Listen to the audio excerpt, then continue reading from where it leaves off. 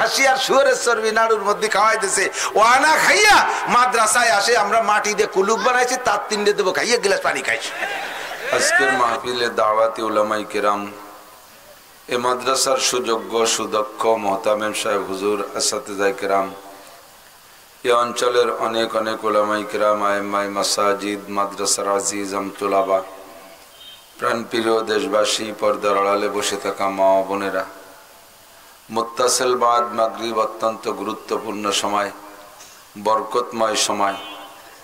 এ অঞ্চলের হাজারো হাজার লাখ লাখ মানুষের মধ্য থেকে আল্লাহ পাক বাছাই ছাঁটাই করে আমাদেরকেই এই বরকতি সময়ের বরকত নেওয়ার জন্য আগে আগে আসার বসার তৌফিক দান করলেন। এজন্য শুকর আদায় করি আলহামদুলিল্লাহ। আমাদের দেশে আল্লাহর রহমত হাজার হাজার মাহফিল হচ্ছে। আজ থেকে 30, 35, 40 বছর আগে এত ঘন মাহফিল ছিল না। সে সময় বড় বড় 2-1টা মাদ্রাসায় অনেক লম্বা টাইম, কোনো মাদ্রাসায় সারা রাত ব্যাপী আমাদের পুড্ড বাহির দেয়া, বড় বড় মাদ্রাসায় সারা রাত ব্যাপী মাহফিল হতো। এখন মাদ্রাসাও বাড়ছে, মাদ্রাসার চত্বরে প্রত্যেক বছর একটা মাহফিল হয়। এছাড়াও বিভিন্ন যুব সমাজ, যুব সংগঠন, স্কুল মাঠ, মসজিদ চত্বর, ঈদগাহ ময়দান, বিভিন্ন জায়গা খুব মাহফিল হচ্ছে। আমাকে সেদিন একজন বলতেছে, আমেরিকা প্রবাসী, উনি বলতেছেন যে হুজুর এত মাহফিল করে কি হবে, অথচ উনি আমার একটা মাহফিলের দাওয়াত দিচ্ছে, ওনার মসজিদে একটা মাহফিল করতে হবে।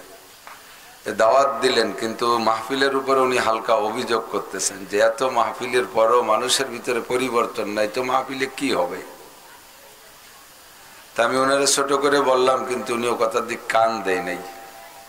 আমি ওনাকে বললাম যে আমেরিকা থাকেন, আমরা তো আমেরিকা যাই নাই, আশপাশের বিভিন্ন দেশে যতটুকু গিয়েছি, বিশেষ করে সৌদি আরবের কথাই বলি, যে সেখানে পুলিশ সিগন্যাল যেখানে আছে, ট্রাফিক সিগন্যাল, একটা ট্রাফিক সিগন্যালেও পুলিশ নাই। গাড়ির ট্রাফিক সিগন্যাল দেয় না, এই একটা ট্রাফিক সিগন্যালেও পুলিশ নাই। আমি বললাম আমেরিকায় কি আছে নাকি? কয় নাই। আমি বললাম যে তা বাংলাদেশের কি ট্রাফিক সিগন্যালে পুলিশ থাকে কি থাকে না? অবশ্যই থাকে পুলিশ। পুলিশই বড় বাঁশ দিয়ে ট্রাকরে ঠেকাতে পারে না, বাড়ইও, ঠিক না? অনেক সময় ট্রাফিকরে মেরে দিয়ে চলে যায়।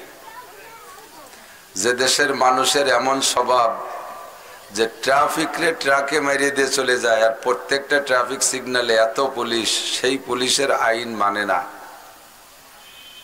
আর সৌদি আরবে অন্যান্য দেশে একটা দাগ দিয়ে আছে ট্রাফিক সিগন্যালে, প্রেসিডেন্ট, রাজা বাদশাহ, স্বরাষ্ট্রমন্ত্রী, পুলিশের আইজি, সেনা প্রধানের গাড়িও যদি আসে, লাল বাতি জ্বলার সাথে সাথে, ও জায়গায় একজন পুলিশও নাই, লাল বাতি জ্বলার সাথে সাথে দাগের ওপাশে 1 ইঞ্চিও যাবে না।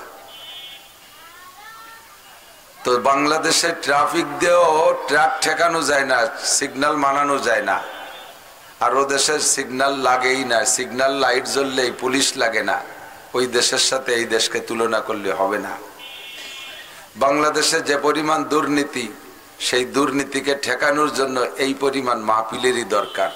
কোনো ফায়দা হচ্ছে না তা না, যদি আমাদের এই হারে মাহফিল না হতো তাহলে দুর্নীতি আরো 1000 গুণ বেশি দেখা যেত, ঠিক না?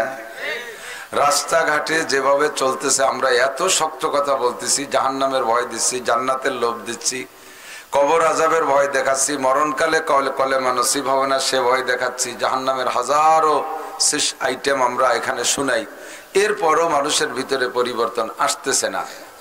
তো পরিবর্তন একেবারে হচ্ছে না তা না, যে হারে দুর্নীতি হতো তার চেয়ে অনেকটাই কমই আছে।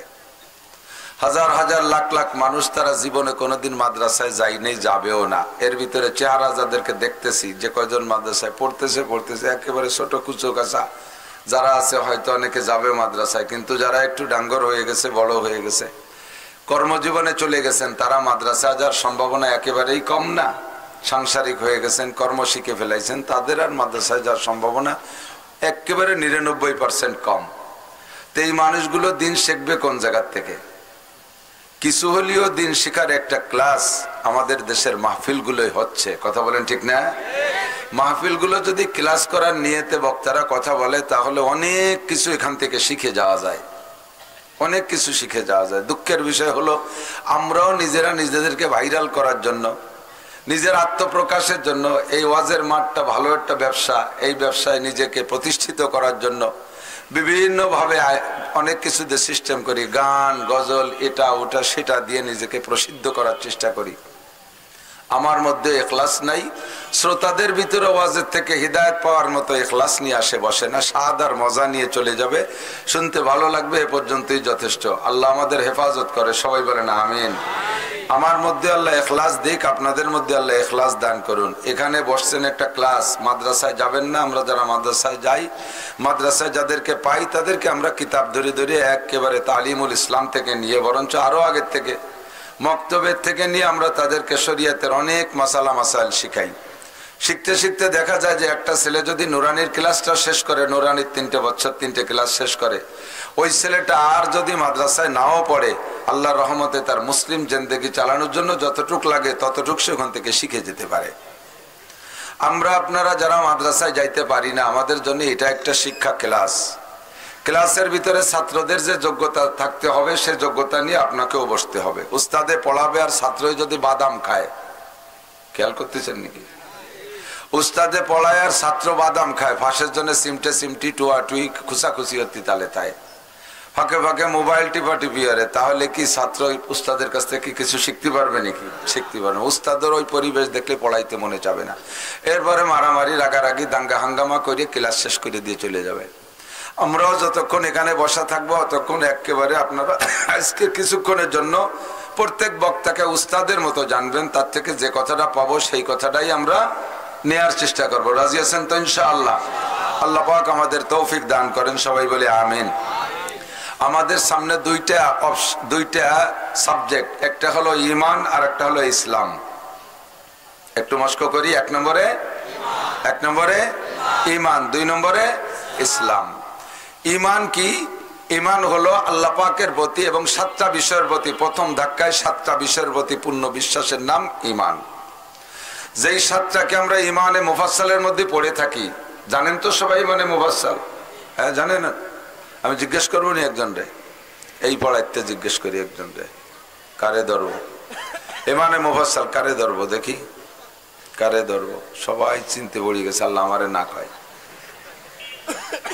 বহুত জন আছে পারে না, আছে না নাই? ঈমানে মুফাসসাল কারে কয় তাই জানে না, পারা তো দূরের কথা। তবে জীবনে একবার হলেও পড়তে হবে, বিশ্বাসের সাথে একবার হলেও পড়তে হবে। অন্তরে বিশ্বাস থাকলে তার নাম ঈমান না। ঈমান হাদিসের তাশরীহের ভিতরে আমরা পড়াই থাকি, ঈমান বলা হয় ইযআন বিল কলব ওয়া ইকরার বিল লিসান, সাথে কখনো বলা হয় আমল বিল আরকান। 3টে জিনিসের সমন্বয় হলো ঈমান। কয়টা? একটু মস্ক করি সবক, এটা ক্লাস আমি বলছি আগেই ক্লাস, গতানুগতিক কাজ হবে না। মানতে রাজি আছেন তো ইনশাআল্লাহ? কয়টা জিনিসের নাম ঈমান? 3টে জিনিসের সমন্বয়। 1 নম্বরে অন্তরে গভীর বিশ্বাস, 2 নম্বরে ওই কথাটা জবানে স্বীকার করা, 3 নম্বরে আমার বিশ্বাস আর স্বীকারকে আমলের দ্বারা বাস্তবায়ন করা। এই 3টের সমন্বয়ের নাম কি? ঈমান। বলেন 3টের নাম কি? ঈমান। তাহলে আমি কিসের প্রতি বিশ্বাস আনবো এটাকে আগে আমাকে জানতে হবে। সেইটাকে আমি অন্তরে বিশ্বাস করব আর জবানে স্বীকার করব। এইটা শুধু অন্তরে বিশ্বাস থাকলে হবে না, এটা অন্তরে বিশ্বাস থাকলে হবে না, জবানও স্বীকার করতে হবে। কাজে আমরা জবানের স্বীকারটা আগে বলে এরপরে আমি আর তর্জমা বলি আর সাথে সাথে আমরা বিশ্বাস স্থাপন করি। রাজি আছি তো ইনশাআল্লাহ? বলেন আমানতু বিল্লাহি, বলে না সবাই? আমানতু বিল্লাহি ওয়া মালাইকাতিহি ওয়া কুতুবিহি, অনেকে কয় কুতুবিহি, হবে না, কুতুবিহি ওয়া কুতুবিহি, তারে টান দেবেন না, তু কয়ে টান দেবেন না। ওয়া কুতুবিহি ওয়া রুসুলিহি, আমানতু বিল্লাহি ওয়া মালাইকাতিহি ওয়া কুতুবিহি ওয়া রুসুলিহি ওয়াল ইয়াউমিল আখিরি ওয়াল কদরি খায়রিহি ওয়া শাররিহি মিনাল্লাহি তাআলা ওয়াল বাসি বাদাল মাউত। সাতটা বিষয় হলো, এক নম্বরে আমি আল্লাহর কাছে স্বীকার করিলাম, অন্তরে বিশ্বাস করি, আমানতু বিল্লাহ, আমি আল্লাহর পর বিশ্বাস রাখি। আল্লাহ আছে না নাই? আছে, আল্লাহ আছে। আমানতু বিল্লাহ ওয়া মালাইকাতিহি, এবং আল্লাহর আরেকটা সৃষ্টি আছে ফেরেশতা, ফেরেশতাদের প্রতি আমি বিশ্বাস রাখি, ফেরেশতা আছে। ওয়া মালাইকাতিহি ওয়া কুতুবিহি, সমস্ত আসমানি কিতাব আমি বিশ্বাস করি। তাওরাত সত্য, জবুর সত্য, ইনজিল সত্য, আল কোরআন সত্য। সব আসমানি কিতাবের প্রতি বিশ্বাস রাখা ঈমানের অঙ্গ। তবে বর্তমানে চলবে একমাত্র কোন কিতাব? একটু বলতে হবে, কোন কিতাব? তাওরাতের হুকুম চলবে না, ইনজিলের হুকুম চলবে না, জবুরের হুকুম চলবে না, ইহুদি মতবাদ চলবে না, নাসারা মতবাদ চলবে না, অন্য কোন ধর্ম চলবে না। একমাত্র চলবে কোন কিতাব? ওয়া রুসুলিহি, সব নবী রাসূলকে মানি। আদম আলাইহিস সালাম থেকে নিয়ে ঈসা আলাইহিস সালাতু ওয়াস সালাম পর্যন্ত 2.5-3 লক্ষ নবী রাসূল যারাই চলে গেছে, সকলের প্রতি আমি বিশ্বাস রাখি, সব সত্য নবী রাসূল। তবে শেষকালে চলবে কয়জন? জোর হলো না? এক নবী চলবে, তার নাম কি? মুহাম্মাদুর রাসূলুল্লাহ সাল্লাল্লাহু আলাইহি ওয়াসাল্লাম। আমার নবীর পরে আর কোন নবী আসবে? এই একই সাথে কি আর 2-3 জন লাগবে? আর কোন নবী আসবে না, আর কোন নবী লাগবেও না। আমার নবীকে আল্লাহ পাক এমন ইলম দিয়ে দুনিয়ায় পাঠিয়েছেন, নবী বলেন উতিতু ইলমাল আউয়ালিন ওয়াল আখিরিন, আমাকে আল্লাহ পাক আগেও পিছের সমস্ত ইলম দান করেছেন। বুইস্তু মুআল্লিমা, আমাকে আল্লাহ উস্তাদ হিসেবে পাঠিয়েছেন। ওমা বুইস্তু মুতাআল্লিমা, আমি ছাত্র হিসেবে দুনিয়ায় আসি নাই। দুনিয়ায় মানব কুলে আমার কোনো উস্তাদ নাই, আমার উস্তাদ কেউ নাই। কেউ বলতে পারবে না মুহাম্মদ আমার ছাত্র। তবে সারা দুনিয়ার সব পণ্ডিত যদি এক ক্লাসে বসে, যত জ্ঞানী গুণী বিজ্ঞানী বুদ্ধিজীবী আছে, সব যদি আইসা আমার ক্লাসে বসে, আমাকে একটা হরফও পড়াইতে পারবে না, আমি তাদের সকলকে পড়াই দিতে পারবো। যেহেতু আমার নবীর চাইতে বড় আলেম নাই, আসেও নাই আর আসবেও না, কাজেই দুনিয়া আর কোন নবীর প্রয়োজন। আল্লাহর সাথে যেমন শিরিক, আল্লাহর সাথে যেমন কেউরে শরীক করলে মুশরিক হইয়া যায়, আল্লাহর সাথে যেমন কেউরে শরীক করলে মুশরিক হইয়া যায়, নবী পাকের সাথে অন্য কোন ব্যক্তিকে নবী হিসেবে সাব্যস্ত করলে ওই লোকটাও মুশরিক হইয়া যায়। লা তুশরিক বিল্লাহ ওয়া লা তুশরিক মার রাসূল, আল্লাহর সাথে শরীক করবা না, নবীর সাথে শরীক করতে পারবা না। বর্তমান সময় আমার দিক তাকান, আপনাদের ঘরে ঘরে আসার প্রক্রিয়া চলতেছে। আমি সেদিন আমাদের গোপালগঞ্জে এই জায়গা থেকে একটু কথা বলা শুরু করছি, এর মধ্যে দেখি স্টেজে এতক্ষণ আমার প্রায় ঘন্টা দেড়েক বয়ান শুনছে খুব জজবার সাথে, আনন্দের সাথে। যখনই আমি এই সাবজেক্টে কথা ঢুকে গেছে, সাথে সাথে দেই যে উমলা সুমলা কয়জন চলে যায়, যার সময় আরো কয়জন খুসাই দিয়ে কয় চলি আয়। এখন কোকে গাই লাগছে, কুকসিটি গাই লাগছে, ও কয়টা কাদিয়ানীদের টাকা খায়, কাদিয়ানীদের টাকা খায়, কাদিয়ানীদের কাছে বিক্রি হয়ে গেছে। বহু চেয়ারম্যান মেম্বার প্রার্থী কাদিয়ানীদের কাছ থেকে টাকা নিয়ে তারা নির্বাচন করে। মুসলমান হইয়া মুসলমানের সাথে মসজিদে নামাজ পড়ো, ঈদগায় নামাজ পড়ো, এতদিন দাবি করছো মুসলমান, এখনো প্রকাশ করো মুসলমান, ভিতরে ভিতরে কাদিয়ানীদের মাল খাও। গোলাম আহমদ কাদিয়ানী কি নবী না কাফের?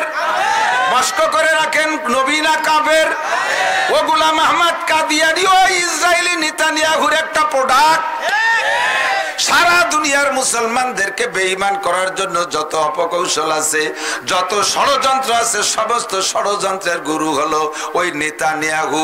নেতানিয়াহু মানে নেতা ওয়ানেহা, নেতানিয়াহু না নেতা ওয়ানেহা। এ ওয়ানেহা নেতা সারা দুনিয়ার ভিতরে জ্বালাই খাচ্ছে। মাত্র ওর দলে, ওর গোষ্ঠীতে, ইহুদি বংশে সারা বিশ্ব জুড়ে মানুষের সংখ্যা মাত্র 1.5 কোটি। যে জায়গা গোটা দুনিয়ায় 800 কোটি মানুষ, 800 কোটি মানুষের মধ্যে 1.5 কোটি কোন ক্লাসে পড়ে কোন দি, অত ওয়াতারি হলো হিসেবে আসে না। এই 1.5 কোটি মানুষ সারা দুনিয়ায় জ্বালাই খাচ্ছে। ভারতের ভিতরে পয়দা করছে গোলাম আহমদ কাদিয়ানি রে, আবার আমাদের মধ্যে আমাদের রূপরেখা দিয়া, আমাদের সুরতের ভিতরে রাইখা, আমাদের তালে তালে তালে আছে এমন ব্যক্তিদেরকেও মাল খাওয়াইয়া আমাদের ধর্মের মধ্যে বিভক্তি সৃষ্টি করে দিচ্ছে। দাওয়াত ও তাবলীগের ভিতরে, দাওয়াত ও তাবলীগের ভিতরে ফিতনা সৃষ্টি করেছে। এটা ওই নিতাওয়ানে হা ওয়া রুসুলিহি, সব নবী রাসূলকে বিশ্বাস করি। কথা বলেন, ঈসা নবী সত্য না মিথ্যা? মুসা নবী সত্য না মিথ্যা? দাউদ আলাইহিস সালাম সত্য না মিথ্যা? তবে উনাদের কোন নবীর কার্যক্রম এখন চলবে না। হাদিসের মধ্যে পরিষ্কার আসছে, আল্লাহর নবী বলেন, আমি নবী হয়ে আসার পরে, আমি নবুয়তি পাওয়ার পরে যদি মুসা আলাইহিস সালাম, ঈসা আলাইহিস সালাম সহ আগের সব নবীকে আল্লাহ তাআলা আবারও দুনিয়ায় পাঠাইয়া দেয়, তাহলে সমস্ত নবীর উপরে ওয়াজিব হবে আমাকে নবী মাইনা আমার কলেমার প্রচার দেওয়া, লা ইলাহা ইল্লাল্লাহ মুহাম্মাদুর রাসূলুল্লাহ। এই কলেমার দাওয়াত ওই নবীদেরও দেওয়া ফরজ হয়ে যাবে। আমার উম্মত হওয়া তাদের জন্য ওয়াজিব হবে। নিজের ধর্মের প্রচার করতে পারবে না, নিজের কলেমার প্রচার করতে পারবে না, নিজের কিতাবের দাওয়াত দিতে পারবে না, আমার কোরআনের দাওয়াত পৌঁছাইতে হবে, কোরআনের তালিম দিতে হবে, আমার কলেমা পৌঁছাইতে হবে। এ যুবক মুসলমান, তাহলে আমি তুমি কত বড় ভাগ্যবান, সব নবীকে যদি আবারও হিন্দু বাড়ি যাইয়া লাড্ডু খাবা। দুর্গা পূজা, কালী পূজা, সরস্বতী পূজা, লক্ষ্মী পূজায় হিন্দুদের পূজায় মুসলমানরা যায় কি যায় না? এ যায় না, যায় না? আর সে বাড়ি গেলি তারা বড় যত্ন সহকারে আমাদেরকে কিছু নাস্তা পানীয় খাওয়ায়। আইসিয়া সে বাড়িতে খাইয়ে আইসিয়া মুসলমানদের সমালোচনা করে। এই যে দুটো ঈদ গেল, আমার এত ভাবিরা বাড়ির বাঁচতে, একটা ভাবি ডাকি এক চামচ সিমাই খাওয়ালো না। এই যে দুর্গা পূজায় গেলাম, হিন্দুকে বাড়ি গেলাম, বৌদি লাড্ডু খাওয়াইছে, বৌদি উনারে নাড়ু খাওয়াইছে, নাড়ু। আরে হিন্দু বাড়ির নাড়ু, ওই বৌদি সকালবেলা শুয়োরের গোস্ত কাটছে হাত দিয়ে, জল খাসি কাটছে হাত দিয়ে, সেই জল খাসি আর শুয়োরের চর্বি হাতে ছিল, তাই দিয়ে বানাইছে নাড়ু। তোরে জল খাসি আর শুয়োরের চর্বি নাড়ুর মধ্যে খাওয়াই দিছে। ও আনা খাইয়া মাদ্রাসায় আসে, আমরা মাটি দিয়ে কুলুক বানাইছি, তার 3টে দেবো, খাইয়া গিলাস পানি খাইছি। কথা কয় না কে?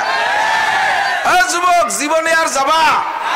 তোমার সাথে তারা ঈদগায় যায় না, তোমার সাথে তারা মসজিদে যায় না, তোমার সাথে তারা ইস্তেমায় যায় না, তোমার সাথে তারা চরবনায় যায় না, তোমার সাথে তারা উমরায় যায় না, তোমার সাথে তারা তবলিগে যায় না, তোমার মতো তারা টুপি পরে না, তোমার মতো পাঞ্জাবি পরে না, মুসলমানের একটা পোশাক তারা ধরে না। কথা বলেন ঠিক কি ঠিক না? তারা তোমার মতো কোরআন শরীফ পড়া শেখে না। তুমি কেন তাদের গীতা বাইবেল পড়তে যাও? তাদেরগুলো কেন পড়তে যাও? আদৌ তোমার দরকার নাই। তাদের মতো প্যান্ট পরো, তাদের মতো দাড়ি কাটো, তাদের মতো চুল বানাও। ইদানিং যুবকদের চুলের কাটিং হইছে উত্তর কোরিয়ার প্রেসিডেন্ট কিং জং উম, কিং জং উম, চুলির নবী। যুবকদের চুলের মডেলের নবী কিং জং উম, আর দাড়ির মডেল ওই যে প্লেয়ার বল খেলে গেল যেন কিডা, Messi, Messi, Messi, Ronaldo, Neymar, এগে কটি কাটিং হয়েছে। আর সেমলিগে পোশাকের নবী, চলচ্চিত্রের নায়িকা। কথা কন না কেন? আল্লাহু আকবার। নবী কয় মান তাশাব্বাহা বিকওমিন ফাহুয়া মিনহুম। যার সাথে যার মিল হবে তার সাথে তার হাসর হবে, যার সাথে যার মিল হবে তার সাথে তার হাসর হবে। ওদের সাথে মিল করিস না, ওরা আমাদের কোনো জায়গা আসে না, আমরা ওদের কোনো জায়গা যাব। আরে দোস্ত, এই বাংলাদেশের নামে মাত্র মুসলমান যারা, আমার শুধুমাত্র এদিক টাকা বর্তমানে আহলে হাদিস নামে যারা আছে বাংলাদেশে, তারা সবাই ইসরায়েলের পক্ষ নেছে। এবার রাজ ফাঁস হয়ে গেছে। দুদু, তুমি কোন ইসলামের সার্কুলার দিয়ে বেড়াচ্ছ? কথা কন না কেন? তুমি কোন ইসলামের প্রচার দিয়ে বেড়াচ্ছ? কয় যে ওই গাজার নেতাদের ভিতরে, মানে মুজাহিদদের নেতা আবু উবাইদা, ওর আকীদা ঠিক নেই। তার আকীদা ঠিক নাই বলে সে বাইতুল মুকাদ্দাসের জন্য পুরো ফ্যামিলি শেষ করে ফেলাই দিচ্ছে। 20,000 মুসলমানের জীবন চলে গেছে, 20,500 এখনো পর্যন্ত লড়ে যাচ্ছে, তার ফ্যামিলি সব শেষ হয়ে গেল। তার ঈমান ঠিক নাই, উনি এই জায়গায় বসে বসে ঈমান ঠিক করতেছে। এই সবগুলো ইসরায়েলের দালাল, কথা কন না কেন? সবগুলো ইসরায়েলের দালাল। আমরা ইসরায়েলের দালালি করতে রাজি? যুবক, যদি ওই আকীদাবান হয়ে থাকিস তওবা করে ফিরে আয়। যদি ঈমানের সাথে মরতে চাস ফিরে আয়। ইসলাম বেশি বুঝো না। মুফতি আব্দুল গফফার সাহেবের জীবন শেষ করলো কোরআন হাদিসের পিছনে। এই মাদ্রাসার মোহতারাম সাহেব এখান থেকে শুরু থেকে শেষ পর্যন্ত জীবন শেষ করে দিল। বাংলাদেশের লক্ষ লক্ষ উলামায়ে কিরাম, ভারত পাকিস্তানের লক্ষ লক্ষ উলামায়ে কিরাম জীবন শেষ করলো কোরআন হাদিসের পিছনে। এর ভিতরে ডুবইয়া তারা ইসলাম বুঝলো না, কয় পাঙ্কু দুহেন চটি বই পড়ে ইসলাম বুঝে ফেলাইছে। ঠ্যাং চারাইয়ে নামাজে দাঁড়াতে হবে, গবা গপ কানে বাড়ি মারতে হবে, জোরে একটু আমিন করতে হবে, জানাজার নামাজে এক পাশে সালাম ফিরাতে হবে, আলহামদুলিল্লাহ পড়তে হবে। এর নাম ঈমান আকীদা ঠিক হলো। যদি এই কেউ না থাকে তাহলে সে ইসরায়েলের শত্রু, আর সে যদি ওই করে তাহলে সে হলো আহলে হাদিস। কত বড় 2 নম্বরই 14 নম্বরই কথা চিন্তা করতে পারেন। আল্লাহ হেফাজত করে, বলেন আমিন। আল্লাহু আকবার। আমানতু বিল্লাহ কি বলতে চাইছিলাম? ইসলাম, ঠিক আছে না? উদখুলু ফিস সিলমি কাফা। এবার আল্লাহ কা ইসলামের মধ্যে ঢুকলে পরিপূর্ণ ঢুকবা। ইসলামের মধ্যে ঢুকলে পরিপূর্ণ ঢুকবা, 50-50 ঢুকবা না, পরিপূর্ণ ঢুকবা। এবার জানতে চাইলাম আল্লাহ ইসলাম কি? আমি যদি ইসলাম বলি, আমি একা বলে সারতে পারবো না। আমি মাত্র শুরু করে দিয়ে গেলাম ইসলাম, আমার পরে যারা আসবে সবাই ইসলামের আলোচনা করবে। তবে ইসলাম বড় কঠিন কিছু না, কথা কন? প্রত্যেকটা আমল, আমার ভাই আমার দিক তাকান, প্রত্যেকটা আমল আমি কই না, আল্লাহই কয় লা ইউকাল্লিফুল্লাহু নাফসান ইল্লা উসাহা। মানুষকে আল্লাহ তাআলা শক্তির বাইরে কোনো হুকুম চাপাইয়া দেয় না। ছোটবেলা যখন দাড়ি হয় নাই, আমাদের ছাত্র ভাই কেরকের দাড়ি ছিল এরকম বড় দাড়ি, ঘন দাড়ি। একজন ছিল আবুল হাসান ভাই, দুমসা দাড়ি, তখন আমার মোটেই দাড়ি হয় নাই। ওর মুখে বড় দাড়ি দেখে আমি একদিন জিজ্ঞেস করছি, ভাই এত দাড়ি মুখে ওজন ওজন মনে হয় না? এই এত দাড়ি নিয়ে ঘুরি বেড়ান, বারবার ঠেয় না? কয় যে না, তো টেরই পাই না, কবে ওই এত বড় হয়েছে তাই তো মনে নাই। পরে যখন দাড়ি হয়েছে, শরীয়তের বিধিবিধান আমার দিক তাকান, যারা নিয়মিত নামাজ পড়েন, যারা নিয়মিত নামাজ পড়েন, বলেন তো এখন নামাজ পড়তে ভালো লাগে না ছাড়তে ভালো লাগে? ছাড়লে ভালো লাগে না পড়লে ভালো লাগে? কারণবশত যদি কোনো এক ওয়াক্ত ছুটে যায়, বলেন ঘরের থেকে বেরোইতে ভয় লাগে কি লাগে না? ঠিক না? ও যুবক, তোরা যারা নামাজ না পড়িস, তুই করে বলতেছি, রাগ করিস না, আদরের সাথে স্নেহের সাথে ভালোবাসার সাথে বলতেছি, তোরা যারা নামাজ না পড়িস, আজকে ঈশার নামাজটা পড়িস, দেখবে রাত্রে ঘুমটা হবে সুন্দর, দেখবি মনের মধ্যে একটা আলাদা আনন্দ পাবি। ফজরের নামাজ পড়ে ঘর থেকে বের হবি, দেখবি যে মনের ভিতরে একটা আলাদা সাহস আসবে যে আজকে আমি যে কাজে যাবো ইনশাআল্লাহ আমি সফল হব। আমি আমার মালিককে খুশি করে বেরোইছি, আমি আল্লাহর হুকুম মেনে বেরোইছি, মনের ভিতরে একটা আলাদা সাহস আসবে। কথা বলেন? যেদিন তুমি পরীক্ষা দিতে যাবা, ফজরের নামাজ তুমি পড়বা, দেখবা যে ইনশাআল্লাহ সেই দিন তোমার মনে হিম্মত সাহস বেশি হবে, পরীক্ষাটাও সুন্দর হবে। শরিয়াতের কোনো কাজ কঠিন না। যখন শরিয়াত তবিয়াতে পরিণত হয়ে যায়, শরিয়াত যখন তবিয়াতে পরিণত হয়, তখন আর কোনো কাজ করতে কষ্ট লাগে না, শরিয়াতের কোনোটা খারাপ লাগে না। তবিয়াতে সেট করার আগ পর্যন্ত একটু কষ্ট হয়। জীবনে কোনোদিন মসজিদে যান নাই, এরকম করে ভালো ভালো আল্লাহ আল্লাহ লোক আছে না? কোনোদিন মসজিদে যাই নাই। আমি এরকম এক আল্লাহ আল্লাহ নিয়ে গেছি তবলিগি, ওই দিন বুঝছি যে কোনোদিন মসজিদে যাইনি। বাইরের থেকে তশকিল করছি, নিয়ে গেছি, ব্যাটিং বুটিং মাথায় গেছে, যাইয়ে জুতো পাইতে মসজিদের মধ্যে চলে গেছে। জুতো খেলে আমি তো আমার ঘর ভরে জুতো ভরিয়ে ঘুরে বেড়াই, তাহলে ও বোঝা যায় যে কোনোদিন মসজিদে ঢোকে নাই। তারপরে জুতো খুলাইছি, এরপরে ব্যাটিং থুয়ে যে পেশাব করতে বসে গেছে, এক বাড়ির দিক ফিরে এই রান এই পর্যন্ত 12 দিয়ে বিড়িয়েরটা ধরাইয়ে যে হেনে বসে গেছে। আমি কই আল্লাহ, এ যদি এই বাড়ির বেটিরা দেয় তো কেড়াইল দিয়ে বড় সবাই ফেলবে রে, এইটা কি তবলিগ? আমি পিছন দিয়ে যাইয়া একটা তার লুঙ্গিরে আর একদিক কিরে লুঙ্গি টেনে টেনে হাঁটু গিরে দিয়ে কইছি, বিড়িটা ফেলাও যদি মসজিদে 3 দিন থাকতে চাও। এ পাড়ার মানুষ আমাকে 3 দিন খাওয়াবে, আগের থেকে দাওয়াত দিয়েছে, তুমি যা শুরু করছো ভাত না মায়ের খেয়ে যেতে হবে। আল্লাহ, জীবনেও কোনোদিন মসজিদে যাই না। এরে মসজিদে যা শিখাইতে বেশ কষ্ট হয়েছে। জুতো মসজিদে ঢোকার সময় কোন পাও আগে খুলতে হবে? খুলতে হবে কোন পাও? জুতোর থেকে খুলতে হবে বাম পাও, জুতোর থেকে খুলতে হবে বাম পা। মসজিদে ঢুকতে হবে ডান পা। তা কি এরিয়া হয়, যে পাও খুলছি সেই পাউতে ঢুকে যাবে না। সুন্নত হলো জুতোর থেকে পা খুলে ওই জুতোর উপরে পা বাম পা রাখবেন, এরপরে ডান পা খুলে ডান পা ঢুকিয়ে পরে বাম পা ঢুকাবেন। এই যে যেটা হজবরল বাব, এইটা আপনার কাছে একটু পেশি পেশি মনে হচ্ছে। বেরোনোর সময় আবার বাম পা বেরোবেন আগে, কিন্তু জুতোর মধ্যে দেবেন ডাইন পা আগে। সিস্টেম কি, বাম পা বেরোয় জুতোর উপরে রাইখা, জুতোর উপরে দাঁড়াইয়া ডাইন পা বেরোয় জুতোর মধ্যে ঢুকিয়ে পরে বাম পা ঢুকাবেন। 4টে সুন্নত, খোলার সময় 2টা, খুলিয়ে খুলছেন 2টা সুন্নত, আবার ঢুকছেন 1টা সুন্নত, 3টা। আবার বেরোনোর সময় পরার ভিতরে 2টা সুন্নত, 2 পায়ে 2টা সুন্নত, আবার বেরোইছেন 1টা সুন্নতি তরিকায় বাম পা আগে দিয়ে। এই 6টা সুন্নতের পর আমল করতে আপনার একটু কষ্ট হয়। বাথরুমের ভিতরে কোন পা দিয়ে আগে ঢুকতে হবে? বাম পা। খুলতে হবে কোন পা? বাম পা। ও জায়গা ঠিক আছে। জুতো খুলবেন আগে, যদি জুতো খুলে ঢুকতে হয়। তবে বাথরুমের ভিতরে খালি পায়ে বাথরুম করবেন না। খালি পায়ে বাথরুম করলে জেহেন কমে যায়, সুন্নতের মুস্তাহাবের খেলাফ। জুতোর পায়ে জুতোর পর বসবেন। এবং স্বাস্থ্যসম্মত, অনেক সময় খালি পায়ে বসলে নিচের থেকে বাথরুমের ভিতরে অনেক জীবাণু থাকে, ওটা পার মধ্যে দিয়ে ঢোকে, আর পায়ে জুতা থাকলে ওটা ঢুকতে পারে না। বাম পা আগে খুলবেন, ঢুকাবেন বাম পা, এরপরে ডাইন পা। বেরোনোর সময় আবার ডাইন পা বেরোবেন আগে, ডাইন পা বেরোয় জুতোর মধ্যে ঢুকাবেন, বাম পা পরে বেরোয় জুতোর মধ্যে ঢুকাবেন। 4টে সুন্নত হলো। বাইরে থাকতে একটা দোয়া পড়বেন, আল্লাহুম্মা ইন্নী আউযু বিকা মিনাল খুবুসি ওয়াল খাবায়েস। বাইরে বেরোয় এসে দোয়া, বাথরুমের মধ্যে থেকে কোনো দোয়া নাই। এক জায়গায় লেখা দেখি যে বাইরে থেকে এই দোয়া, ভিতরে থেকে এই দোয়া, এই লেখছে। বাইরে ঘরে বাথরুমের ভিতরে থেকে কোনো দোয়া নাই। বাইরে বেরোয় এসে দোয়া পড়বেন, গুফরানাকা আলহামদুলিল্লাহ ইল্লাযী আযহাবা আন্নিল আযা ওয়া আফানি। সকল প্রশংসা ওই আল্লাহর, যে আল্লাহ পাক আমাকে ফারেক করে দিয়েছেন। আল্লাহর কাছে ক্ষমা চাই যে আল্লাহ পাক আমাকে বিপদ থেকে মুক্তি দিয়েছে, এমন জিনিসের থেকে যেটা আমার পেটের মধ্যে থাকলে আমার ক্ষতি হতো। এই বাথরুম পেটের মধ্যে যদি আটকে যায়, উপকার না ক্ষতি? কয় উপকারিত, তাহলে ভাত কম খাওয়া লাগবে না। পেট ফুলে মরিয়ে যাবা কাকা, অসুস্থ হয়ে যাবে। পায়খানা ময়লা, এটা বিষ, বেরোয় দেয়া উপকার না ক্ষতি? ক্ষতি না উপকার? কাজে এ জায়গা আল্লাহর দোয়া, আল্লাহ শুকর আদায় করবো, ঠিক না? এগুলো সব ইসলাম। এগুলো সব কি ইসলাম। প্রত্যেকটা সুন্নতের পর আমল করবেন, প্রত্যেকটা সুন্নত খুঁটিয়ে খুঁটিয়ে আমল করবেন। এগুলোর নাম হলো আপনার ইসলাম। উদখুলু ফিস-সিলমা কাফা, যা বলতে চাইছি, লা ইউকাল্লিফুল্লাহু নাফসান ইল্লা উসাহা। শক্তির বাহিরে আল্লাহ কোনো হুকুম চাপায় দেয় নাই। কতক্ষণ এগুলো যদি আপনার অভ্যাসে পরিণত হয়ে যায়, তখন আর আপনার এই কল্পনা করা লাগবে না। সেম কোয়ালিটি অফ মোটরসাইকেল চালানো, আমার দিকে এদিকে খেয়াল করতে হবে।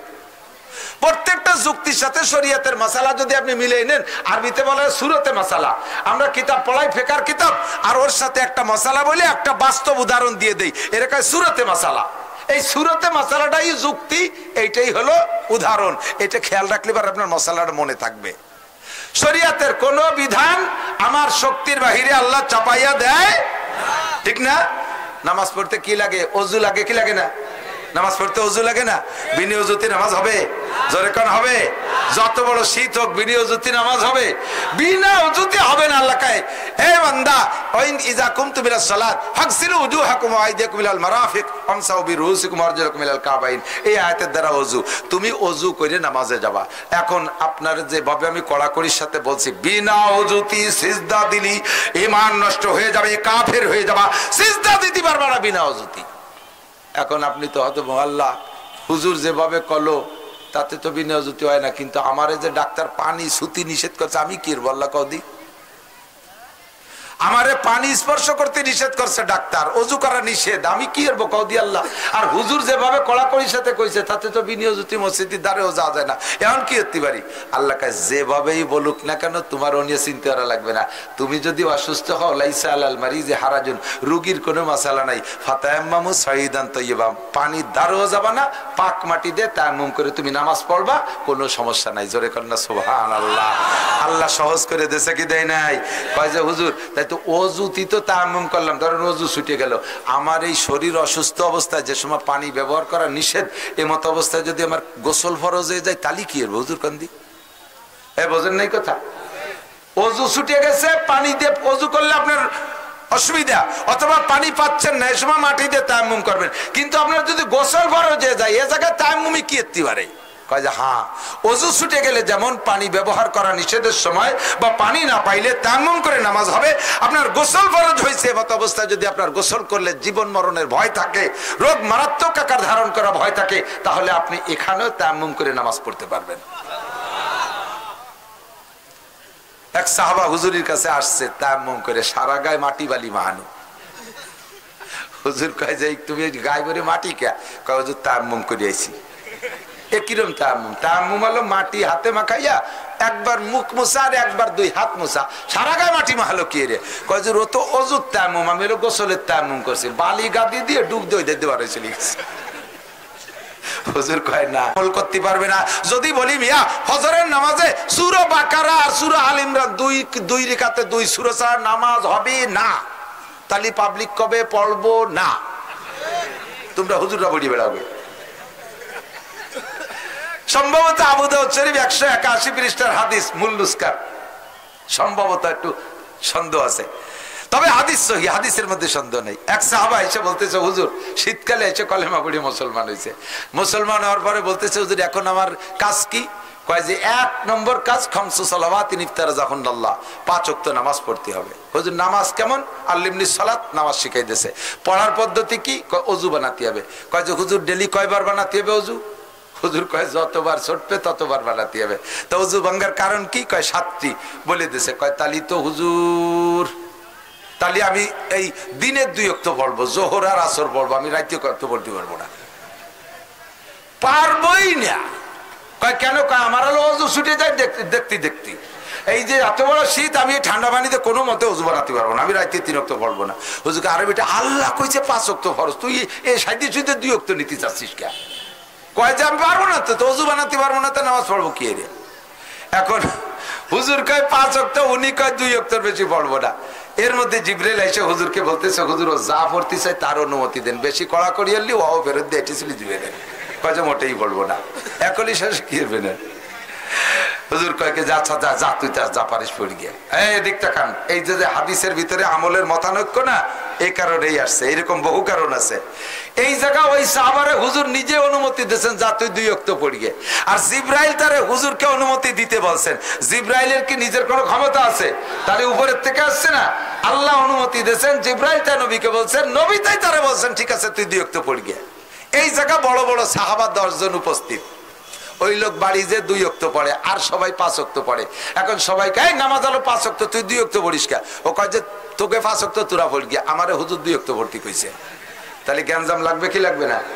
নবী এদেরও কইছে 5 ওয়াক্ত আর ওরও কইলেন 2 ওয়াক্ত, এই হলো ঝামেলা। কথা বলেন। এখন ওর কাছে যে তোরা 2 ওয়াক্ত ভর্তি কইছে, তোর সাক্ষী আছে? কয় যে সাক্ষী কয়জন লাগবে? 10 জন আছে। বড় বড় 4 জনের নাম কইছে, আবু বকর, ওমর, উসমান, আলী। সেই 4 জনের জিজ্ঞেস করছে উনরা যে হুজুর কি ওরে 2 ওয়াক্ত নামাজ পড়তে কইছে? কয় হ্যাঁ ওরে কইছে। এখন যাবেন কোন জায়গা? হাদিস 2টা সহি, কিভাবে মীমাংসা করবে? স্থান কাল পাত্র ভেদে ইসলাম শুরু হয়েছে এক কায়দায়, শেষ হয়েছে আর এক কায়দায়। ওই লোকটার ওই মুহূর্তে যদি চাপ দেয় 5 ওয়াক্তের, ও সব কয়েক ফেরত দিয়ে এটি চলে যাবে। এই জন্য নবী তার আল্লাহর হুকুমে তার অনুমতি যে যাও যাও তুমি সহজে 2 ওয়াক্তই পড়ো। কয়েকদিন পড়তে পড়তে তার নামাজের নিশা এসে গেছে, এবার মাগরিবও পড়ে। এরপরে কয়েকদিন পড়তে পড়তে সাহস এসে গেছে, ঈশাও পড়ে। এরপরে শেষ রাত্রে উঠে ফজরও পড়ে। এরপরে ওই লোকটার ফরজ গোসল হলেও শেষ রাত্রে উঠে আর শীতের পানি দিয়ে সব ফরজ গোসল আদায় করে তাহাজ্জুদের নামাজও পড়ে।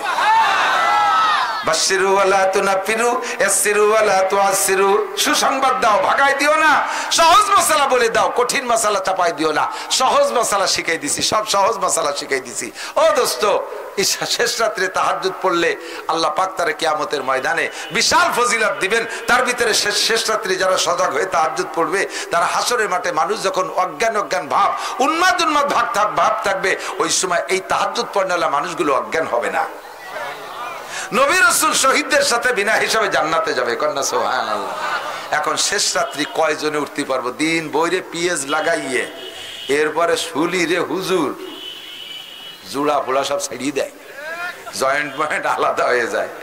আর তার জন্য টাইনি টুনি ফজরটা পড়তে পারি নাকি, তাই আল্লাহ বিল্লাহের আমাকে আল্লাহ বিল্লাহের দায়িত্ব দিয়ে দিচ্ছে। এই কষ্ট করে দিন বইরে পিএস লাগাইয়া পাট কাটিয়ে শেষের তাহাজ্জুদ আসে না। ঈশা কোনো মতে পড়ি, টেনে টুনে ফজর পড়ি, তাহাজ্জুদ ওই টাইমে হবে না। কি উপায়? আমাদের উপায় কি? আমরা কিভাবে শেষ আখেরাতে হাসরের মাঠে ওই ফজিলাত নিতে পারি? নবী পাক বলেন সহজ মাসালা শিখাই দাও নাসির, সহজ মাসালা শিখাই দাও। ইশার 4 রাকাত ফরজ, এরপরে 2 রাকাত সুন্নাত পড়ার পরে বেতেরের আগে তুমি তাহাজ্জুদের নিয়তে পারলে 12 রাকাত, না হয় 10 রাকাত, না হয় 8 রাকাত, না পারো 6 রাকাত, না পারো 4 রাকাত, সর্বনিম্ন 2 রাকাত নামাজও যদি তুমি তাহাজ্জুদের নিয়তে পড়া এরপরে বেতের পড়ে শুয়ে থাকো, নিয়ত রাখো শেষ রাতে উঠতে পারলে আবারও পড়বো। আর যদি তাতে কোনোদিনও পড়তে না পারো আর ওই নিয়মেই তাহাজ্জুদ পড়ো, তাতেও তোমাকে আল্লাহ তাআলা তাহাজ্জুদের পূর্ণ ফজিলত দান করবে। ইউরিদুল্লাহু বিকুমুল ইউসরা ওয়া লা ইউরিদু বিকুমুল উসরা লা ইউকাল্লিফুল্লাহু নাফসান ইল্লা উসাহা। কত ছাড় দেব কোন? আর তোর জায়গা নাই। কত সুন্দর ব্যবস্থা। এরপরে এদিক তাকান, মান কারা ইউরিদু হারসাল আখিরা নাজিদ লাহু ফি হারসিহি। যে ব্যক্তি আখিরাতের ক্ষেত চাষ করে, আল্লাহ তার চাষের চাইতে ফসল বেশি দেয়। চাষ করবা যতটুক ফসল পাবা বেশি। জোরে কর না সুবহানাল্লাহ। সিস্টেম কেমন? 1 ওয়াক্ত নামাজ জামাতে পড়বেন। 1 ওয়াক্ত নামাজ যদি আপনি জামে মসজিদে ইমামের পিছনে পড়েন, 1 ওয়াক্তের বিনিময়ে আপনাকে 527 ওয়াক্তের সওয়াব দেওয়া হয়। আবার ওই নামাজটা পড়ার জন্য যে ওযু বানাবেন, ওযুর সময় যদি মেসাক দিয়ে একটু ডলা মারেন, মেসাক দিয়ে একটু ডলা মারেন, 3টে এই ডাইন পাশ থেকে বাম দিক আছে মেসাক আছে পকেটে। আমার কাছে চাপাতে যাবাতে অর্ধেক হয়ে গেছে। ছেলে এত বড়ই 1 বিঘে, 3টে ডলা মারবেন। এই ওযুর কারণে, এই মেসাকের কারণে ওযুর দাম এসহ নামাজের দাম 70 গুণ বেড়ে যাবে। মান কানা ইউরিদু হারসাল আখিরা নাজিদ লাহু ফি হারসি। অল্প ইবাদতে মোটা মোটা নেকি পেয়ে যাবেন। আর সব জায়গায় সহজ, কঠিন কোন জায়গা না। কত রাইতে গেছে। আল্লাহ সহজ হয়েছে কি হয় নাই? কথা বলেন। আল্লাহ পাক বলেন ফামান শাহিদা মিনকুম শাহরা ফালইয়াসুম। এদিক আর মাত্র 2-2.5 সাত পরেই আসতেছে রমজান মাস। ইনশাআল্লাহ এবার রমজানে তো কেউ রোজা থাকবো না।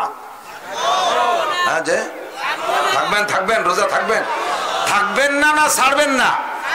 ছাড়বো না ইনশাআল্লাহ, ঠিক না?